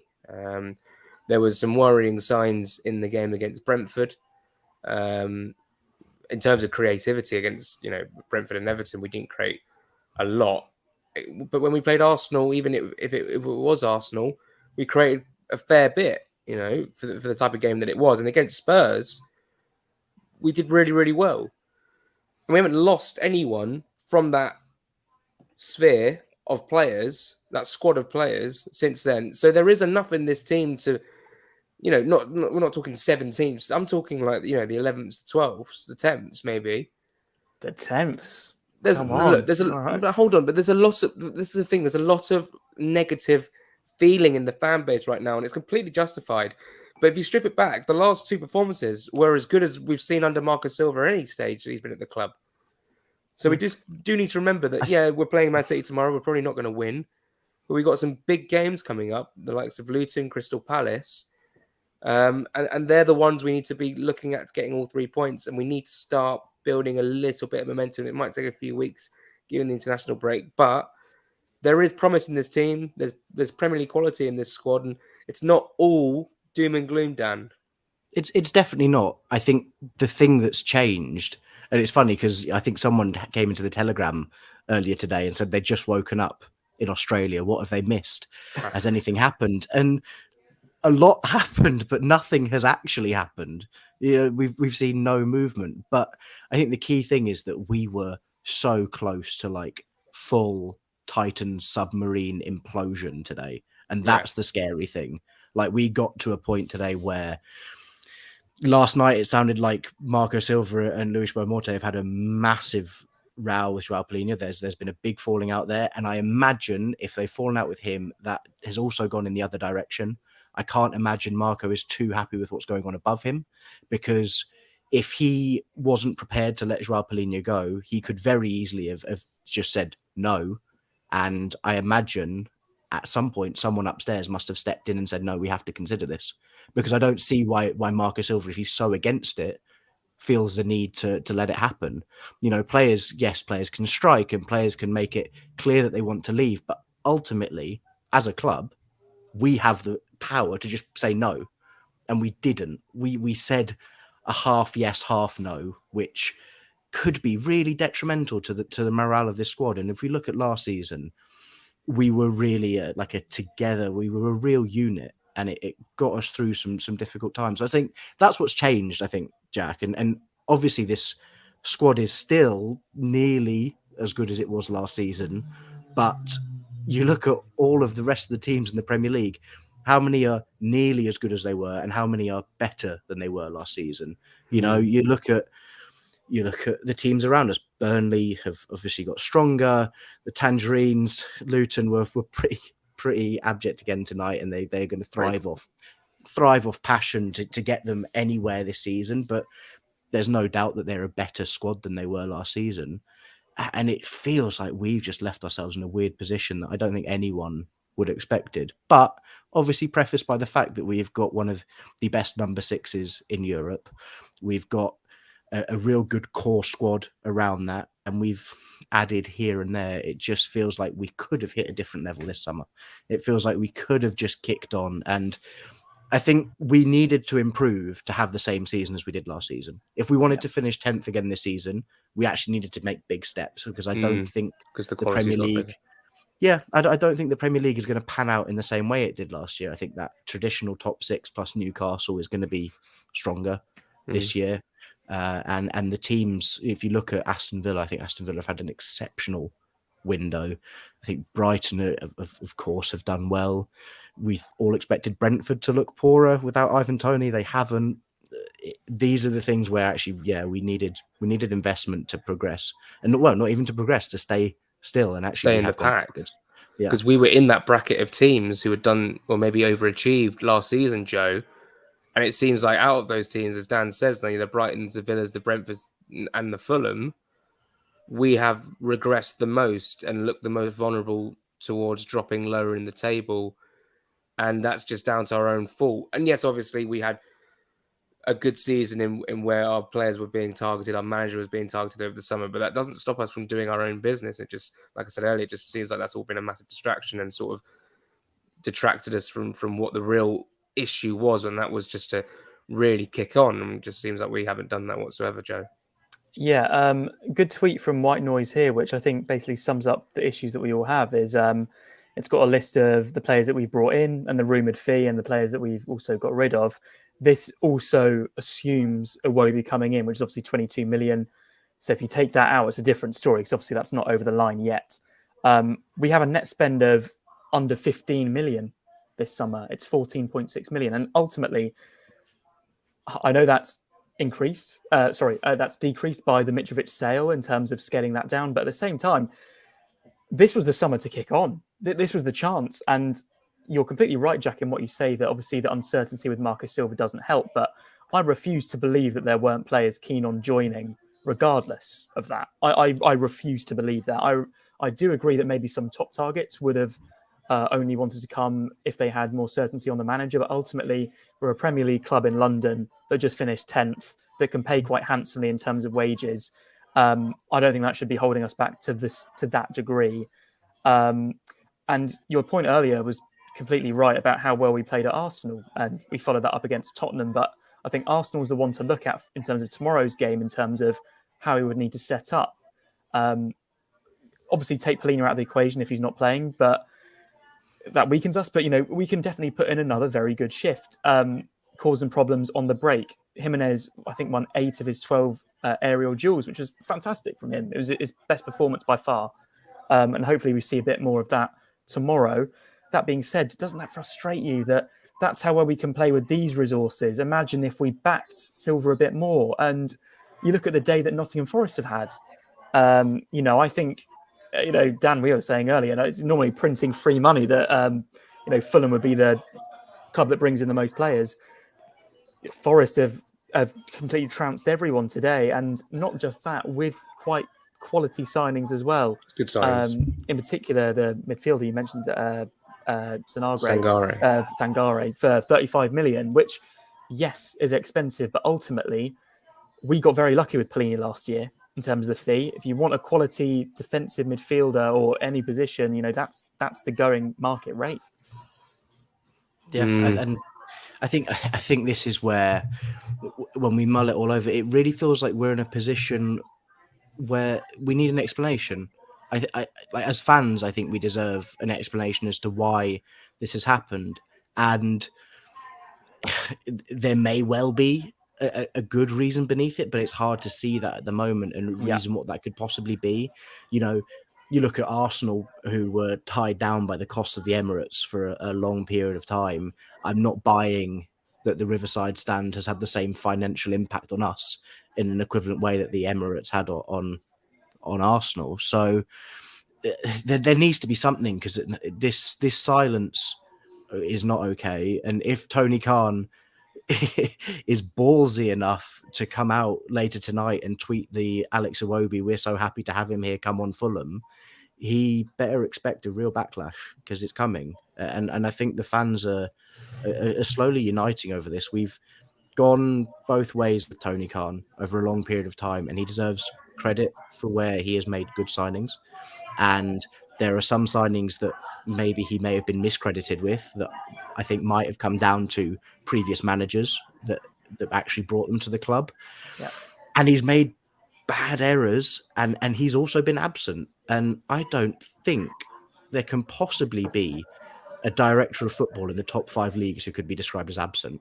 No. That it's totally baffling, and it's such a coveted role now, where you see directors of football being poached by other clubs, that you can see how important a role this is, and for it to be a part-time job is something strange. And I think this is the time that Fulham fans will start to stand up and speak against it. And that is exactly why. And I tweeted yesterday, and you referenced it, Jack, that I said that if Palhinha went, then I think that the Khans and Ali Mack and everyone else that's sort of in that team should go. And I think that is completely still true, even though he stayed. With the way that this whole window has been handled, I would be very happy if they all went tomorrow. Granted, we got people in with a higher football knowledge that could maybe support in a similar financial fashion, which is obviously tough. Maybe not this window, but normally, they do back us very well. One very quick thing to mention is that the club haven't tweeted it, probably because of the Fayed news, I imagine, but it's on the website that Kongolo has joined Rapid Vienna on a season-long loan. He is still a Fulham player, technically. On the books. So is Knockaert. I mean, As is Anthony Knockaert. Yep. How? I I know how. No one wants him, but with all due respect to the guy, but at the same time, like, that is rumbling on.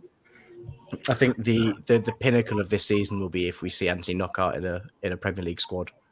Yes. In a match day squad. That God. I almost sort of want to see it happen now. But it's just... Wait, Knockaert didn't get a move? At this point, no. Do you know what's frustrating is, do you remember the day where Marco sort of confirmed he was going to stay at the club?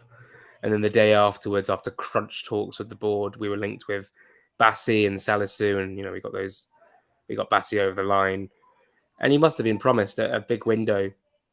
He's turned down £40 million. I get it. He wants to be in the Premier League. He's made that perfectly clear. He'll feel so let down. Let down. And with the contract running out, his contract running out, it's a door. The door is ajar for him. He just walks through at the end of the season, regardless of where we finish. Exactly. And like you said, he wants the Premier League. Managers get sacked in the Premier League all the time, Jack. And ultimately, there will be very nice openings this season. Whether he's favoured for them is another thing. I'm sure he will be for at least some. So that worries me, because he's basically had evidence now that he hasn't been backed. Why would he commit ultimately? Yeah. And he's also got an agent, and this is the thing. These are the things that happen in football. The second that an interesting Premier League club job pops up this season, his agent will be having a word.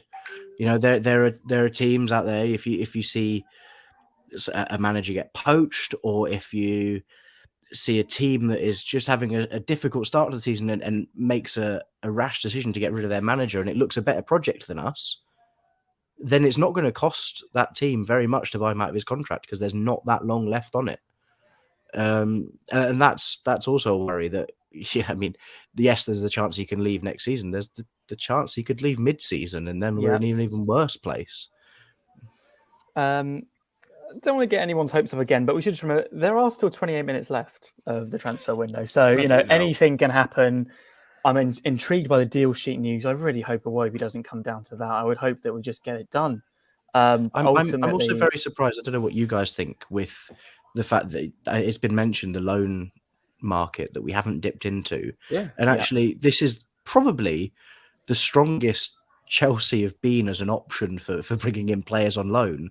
That is something we've done in the past, but actually the players that are available out of Chelsea, I think, would have been good additions. You have people like Noni Madueke, I thought was an open goal now with Cole Palmer joining there. You've got a winger who is young, exciting, who I think would add to this squad. I'm surprised we didn't go in for that.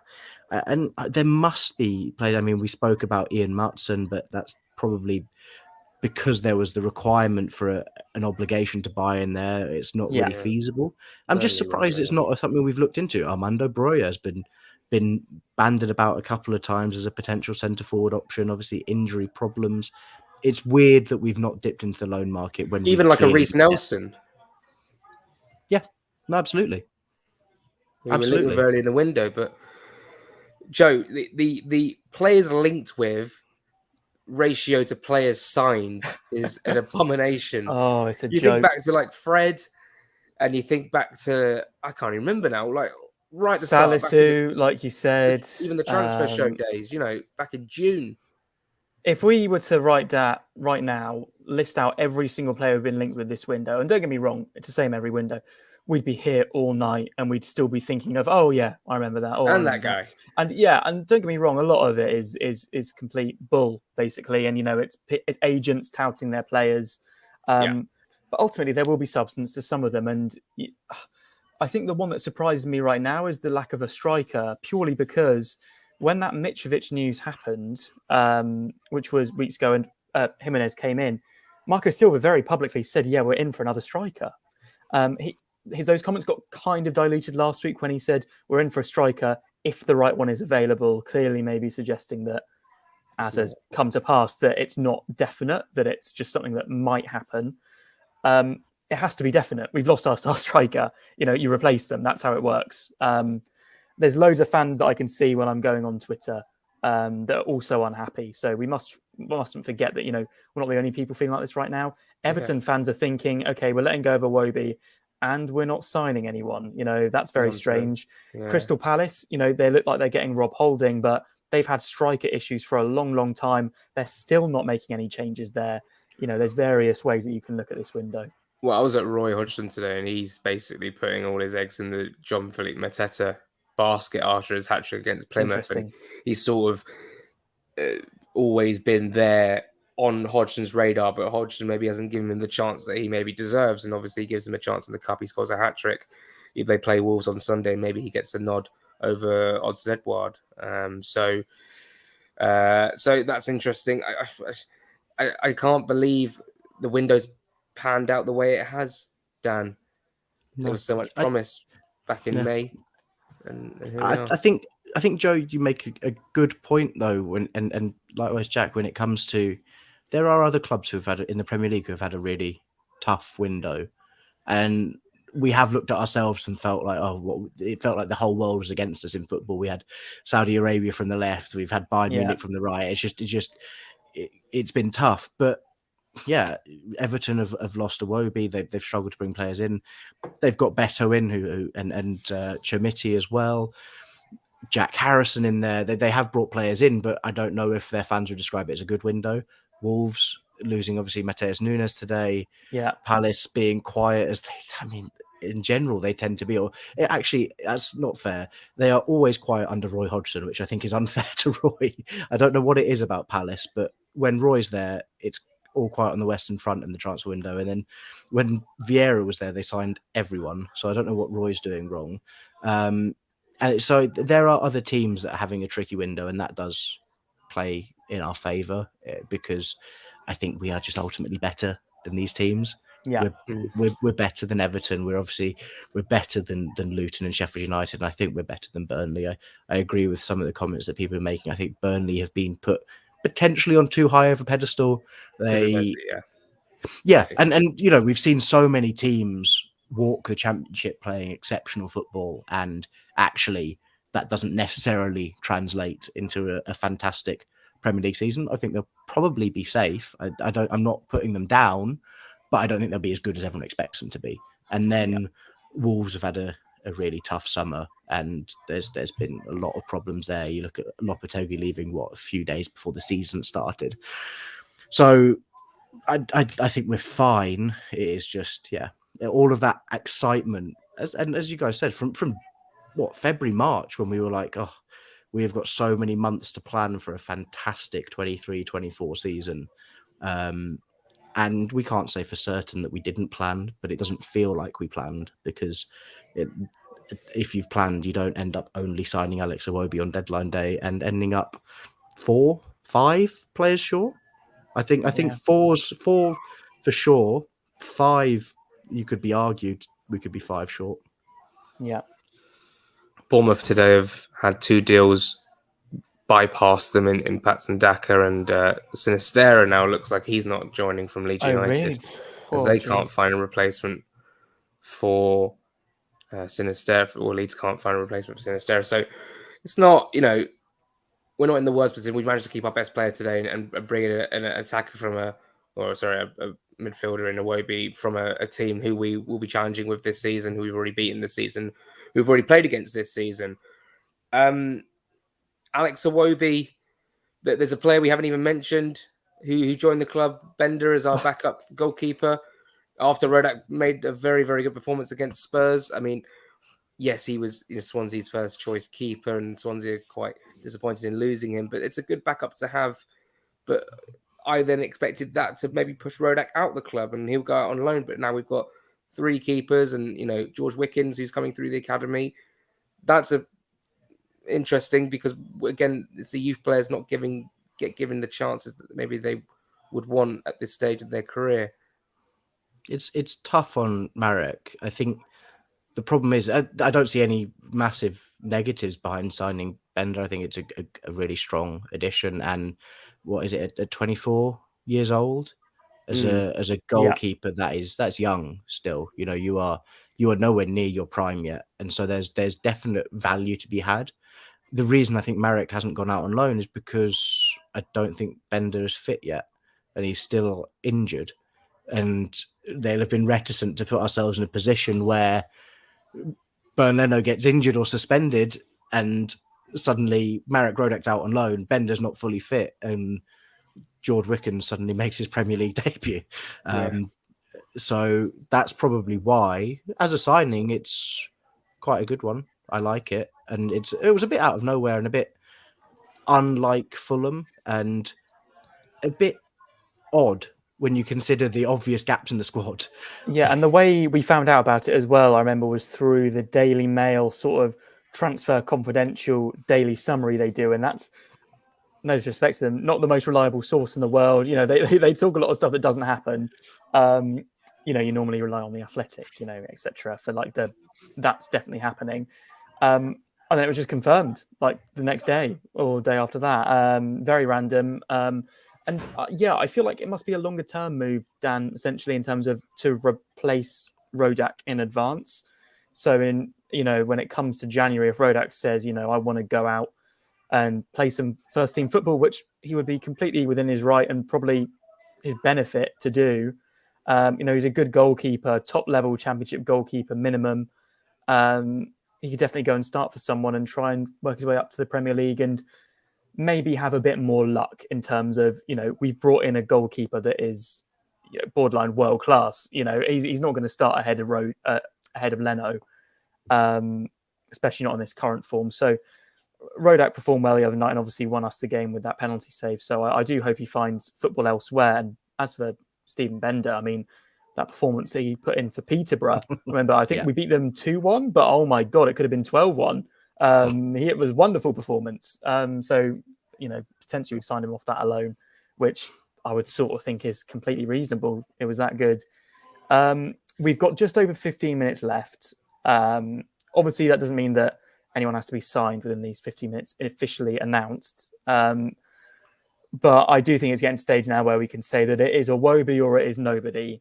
Iwobi. Underwhelming. It's been a long day. Manchester United have signed Amrabat on loan. Yeah, they can't afford the permanent deal, which is why I actually thought we were in with a chance last night briefly for 5 minutes. Should have got Mope instead. I think Mope back to Brentford is an interesting one. I think something does have to be said for the players that we've supposedly been after as well at times this window, where there's on the one hand being ambitious and then the other there's being foolish. And we have discussed whether actually we were particularly interested in Amrabat or it was just a smokescreen to make sure Palhinha stayed. But I think it extends through the window. There have been times when Fulham have been linked with a player that you can quite clearly see we're not going to get. Yeah, we are a Premier League club, yes, in London, yes, with a fair amount of money to spend, and that is attractive to a lot of players. But when you are competing against Champions League clubs, we've got no hope. Like we simply don't. And the fact that we think it's a smokescreen to be able to say, oh, we'll put in a bid for Amrabat, maybe he'll put Fulham over Manchester United, is bonkers. And so that's an element that I'm not a fan of either. I think I would like to see us be more realistic because we pin our hopes on some of these players, and you go through long negotiations only to see them join a team that is much bigger than yours, and you've wasted a lot of time. And it felt like we have wasted time this summer. You know, like Sasha Kalajic, that apparently we were in for a period. Wolves had real big hopes on him. Wolves have pinned so much. I think they put out a documentary on his return. Like they were so excited for him to come back. In what world would they be willing to sell? Yeah. Oh, someone's just put something interesting in the chat. I'm just going to go check it out. Alex Iwobi on Instagram has changed his picture. If it's not him in a Fulham shirt, I don't want to know. Well, that's a fan account. It's unbelievable how. But I don't know what his picture was before. So yeah, what has it changed from? It'd be really interesting. It's just him in a snood. Okay, was it him in an Everton shirt before? If so, Kaylee, I think it's you that commented that. Let us know. That'd be interesting to find out. Dan, your insight has been brilliant. We love having you on every year. Shame there was no yellow tie, but I don't think it needed. It wasn't worthy of a yellow tie. No. Next year it will be. Yeah. Yeah. It was not jovial enough for your yellow tie, unfortunately. I didn't feel very Jim this year. No, we're all delighted Palhinha's staying, but I think we're more concerned about the state of the squad at the moment. Dan, thank you so much for coming on and being part of the stream. We've really enjoyed having you. It's been brilliant. You guys have been incredible today. Been loving watching, and thanks for having me. Cheers, thanks Dan. so much. Thanks for coming on. Thank you, everyone. With no replacement. So thanks very much to Dan and Joe. We've got, well, what's the time? 15 more minutes. And let's just change that back. Well, if we start wrapping up now, he might be able to turn off at 11. Yeah, because it is time for bed. Because, yeah. Holding's joined Palace. I think that's a good signing for Palace, I've got to say. Iwobi has taken Everton out of his bio. Interesting. Okay, that's a good sign. Well, as long as he's putting Fulham in it again, please. He's putting free agent. Oh my God, imagine. Joe. Yeah. I'm getting up at 5:45 tomorrow morning for Manchester City away. Do you want to give me your score prediction? For the Tottenham are back in a late deal for Fulham defender Tosin Adarabioyo. That's from Sammy Mockbell from the Daily Mail, who is tier 1, very reliable. Now, The interesting thing about that is based on Miguel Delaney's previous tweet, where he said Fulham would not sell unless we had a replacement lined up. Now, that would mean that if we are to let him go, surely there's someone coming in. Could that someone be Eric Dyer or someone else? Can you send that to the chat? Just have a gander. Of course I can. There. Nottingham Forest. Oh my God. Apologies. You've been baited. It is Sammy Mock but I instead of Mock Bell. They've used the capital I. It's a Tottenham fan that's done it to his own fan base, which is very interesting. And he's done me. He's done me in. That serves me right for refreshing the hashtag. So that's your lot then, Iwobi. Thought we finally had a live transfer rumour that had some sort of, But it was to fake. it, but inevitably I got baited live. So a big congratulations to, from the look of it, his name is Zach. Well, Zach. You've done me, mate. Congratulations. Anyway, Manchester City away tomorrow. Who is going up there? Who is going up there to watch Fulham wearing our new third kit, which was announced this morning, which set the tone for the day, I'm sure. That was, you know what? Beautiful, beautiful kit. Oh, it's a great shirt. There's a pink trim on it as well, which is fun. Maybe announce it yesterday. Maybe announce it on the day of the game at 2 p.m. when TV comes actually, out. fair point. Yeah, fair point. Signings aside, transfer window aside, yeah. Given the start of the season, how are you feeling? Because we can't be like, oh, we need more players, but there's like 5 minutes left. We can't do anything about it. How are you feeling, Fulham-wise? Not terrible. Not terrible, but not good. Like, I feel like we're weaker than last season. After the Brentford game, I was terrified. I think we all were, thinking, what's going to go on this season. You put Palhinha back in that team and it's different. And that was my main fear today was we know what we're like without Palhinha. And ultimately, we cannot do that for a whole season and be comfortable. I'm sure we could do it for a whole season and potentially stay up, but I wouldn't say it's definite by any means. I feel like the squad is weak in depth. and I feel like Marco Silva's unhappy, and that concerns me. But ultimately, we've got a squad capable of survival. We've had a good start to the season in terms of a points return. It's about what I expected. I just don't think the results have come from the games I expected. Yeah. Like, you look at them and you think, okay, yeah, point at Everton, beat Brentford at home, and then you probably lose at Arsenal away. I mean, that the points are what matter, not where you get them. So I really do hope that we can continue that. Obviously, tomorrow will be very tricky, but that Luton game's huge.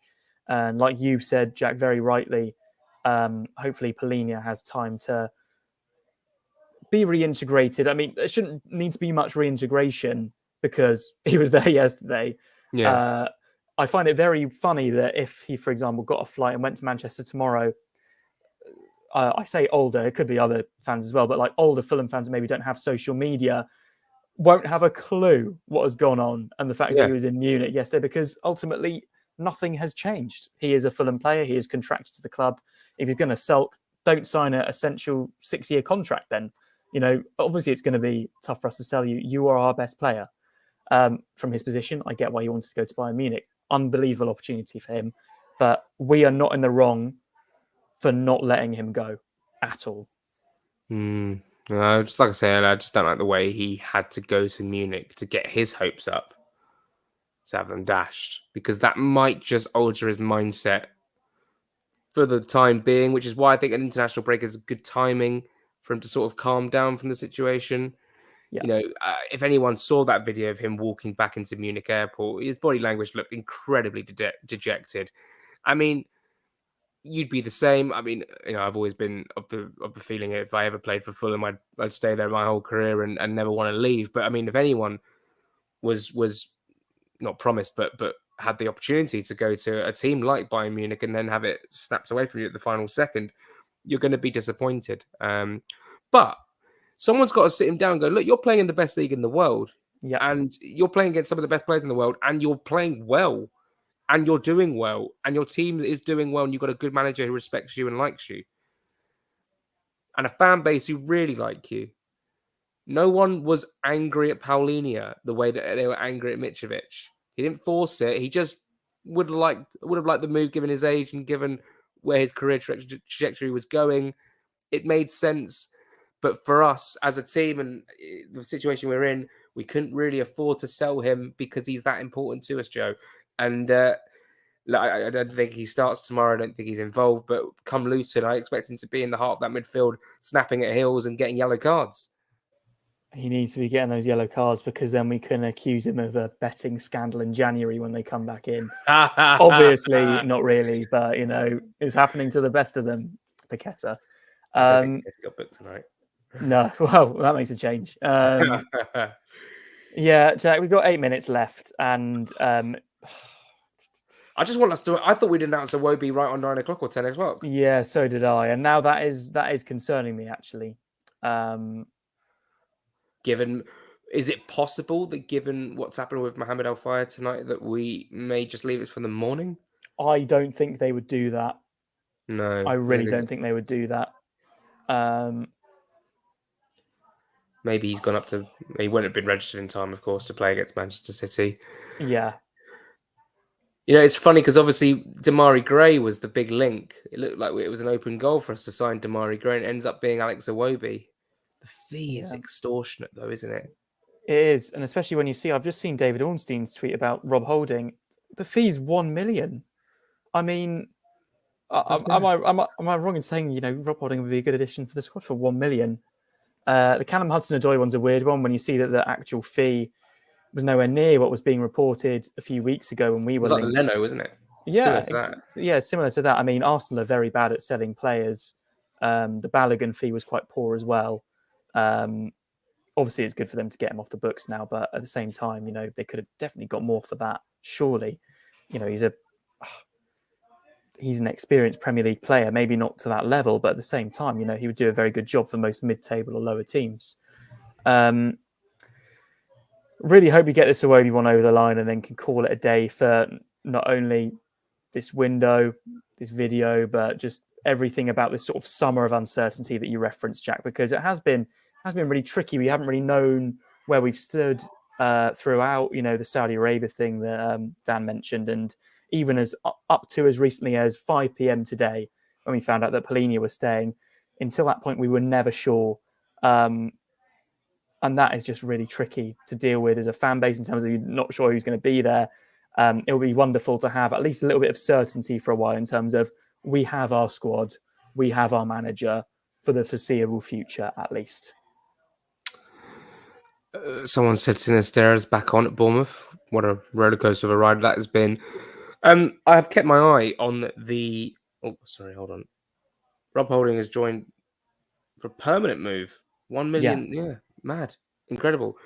I've kept my eye on the amount of viewers we've had throughout the stream, and it started at 300s, and it for the last hour it's been above 500, which is, Wow. I don't seem to remember us getting more than 350 or 400 on deadline day, and it's actually disappointing that the amount of viewers that are here to watch. We're not here talking about 1, 2, 3, 4 signings. It's only just, well, apparently the one, but it's not really on at the moment. It's not really happening, or yet to be announced. Thank you so much for that support. It's incredible, and we love having you here. And I know we haven't get everyone's comments up on the screen. And that's because there's been so many people commenting, and we thank you so much for that. And also, we obviously thank our sponsors, Green King Sport, and without them, this wouldn't even be possible. So, it's been a tough day for Fulham in all aspects.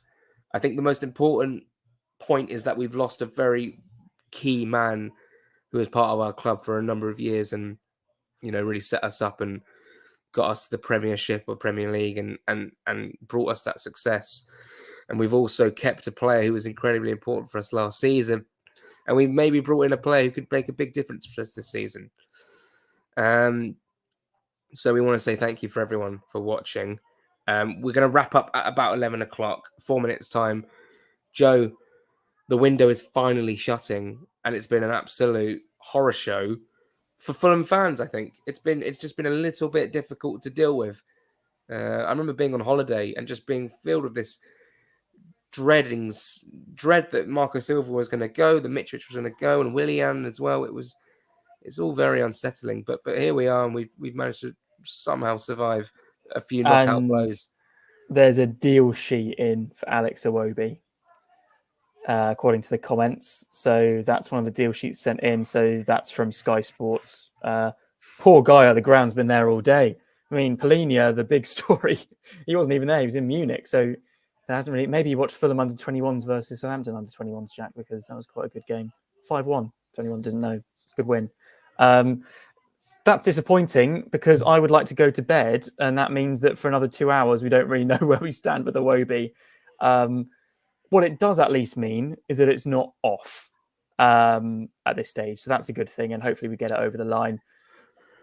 But Jack, we're wrapping up now, so it's been great to chat with you. And someone said group therapy. I do like talking about the negative parts of Fulham as well, because it's good to get stuff off the chest. But the support on the video has been great, so thanks everyone for watching. And Jack, we'll probably be back a week after next to chat about previewing the Luton game. So I'm looking forward to just be talking about just the football, because from a footballing point of view, we've had a great week. Fingers crossed. Well, in that case, have an incredible birthday. Happy birthday. Thank you very much. I'll obviously send you a message on the day. But for anyone who doesn't know, it's Joe's birthday next week. How exciting. Didn't know I was getting a shout out, sorry. No, of course. And we might be back next week. Yeah. Depending on what happens at Manchester City. And then we'll be back to preview Luton Town, who are on 0 points from 3, albeit they've played a game less. The longer teams stay on 0, the better. Everton play Sheffield United tomorrow, which means, of course, they will be getting points. Someone will be getting points. And look at that. All the happy birthdays in the chat for Joe. That's lovely to see. Thanks so much for watching. We're going to end early because nothing's happening. But final word. Rest in peace, Mohamed Fayed. Thank you for all the memories. And Joe, thanks so much for being here. Yeah, thanks, Jack. Thanks, everyone, for watching. And see you next week for another video. Take care, guys. You've been superstars. and we'll see you at Man City away tomorrow. Come on, Fulham.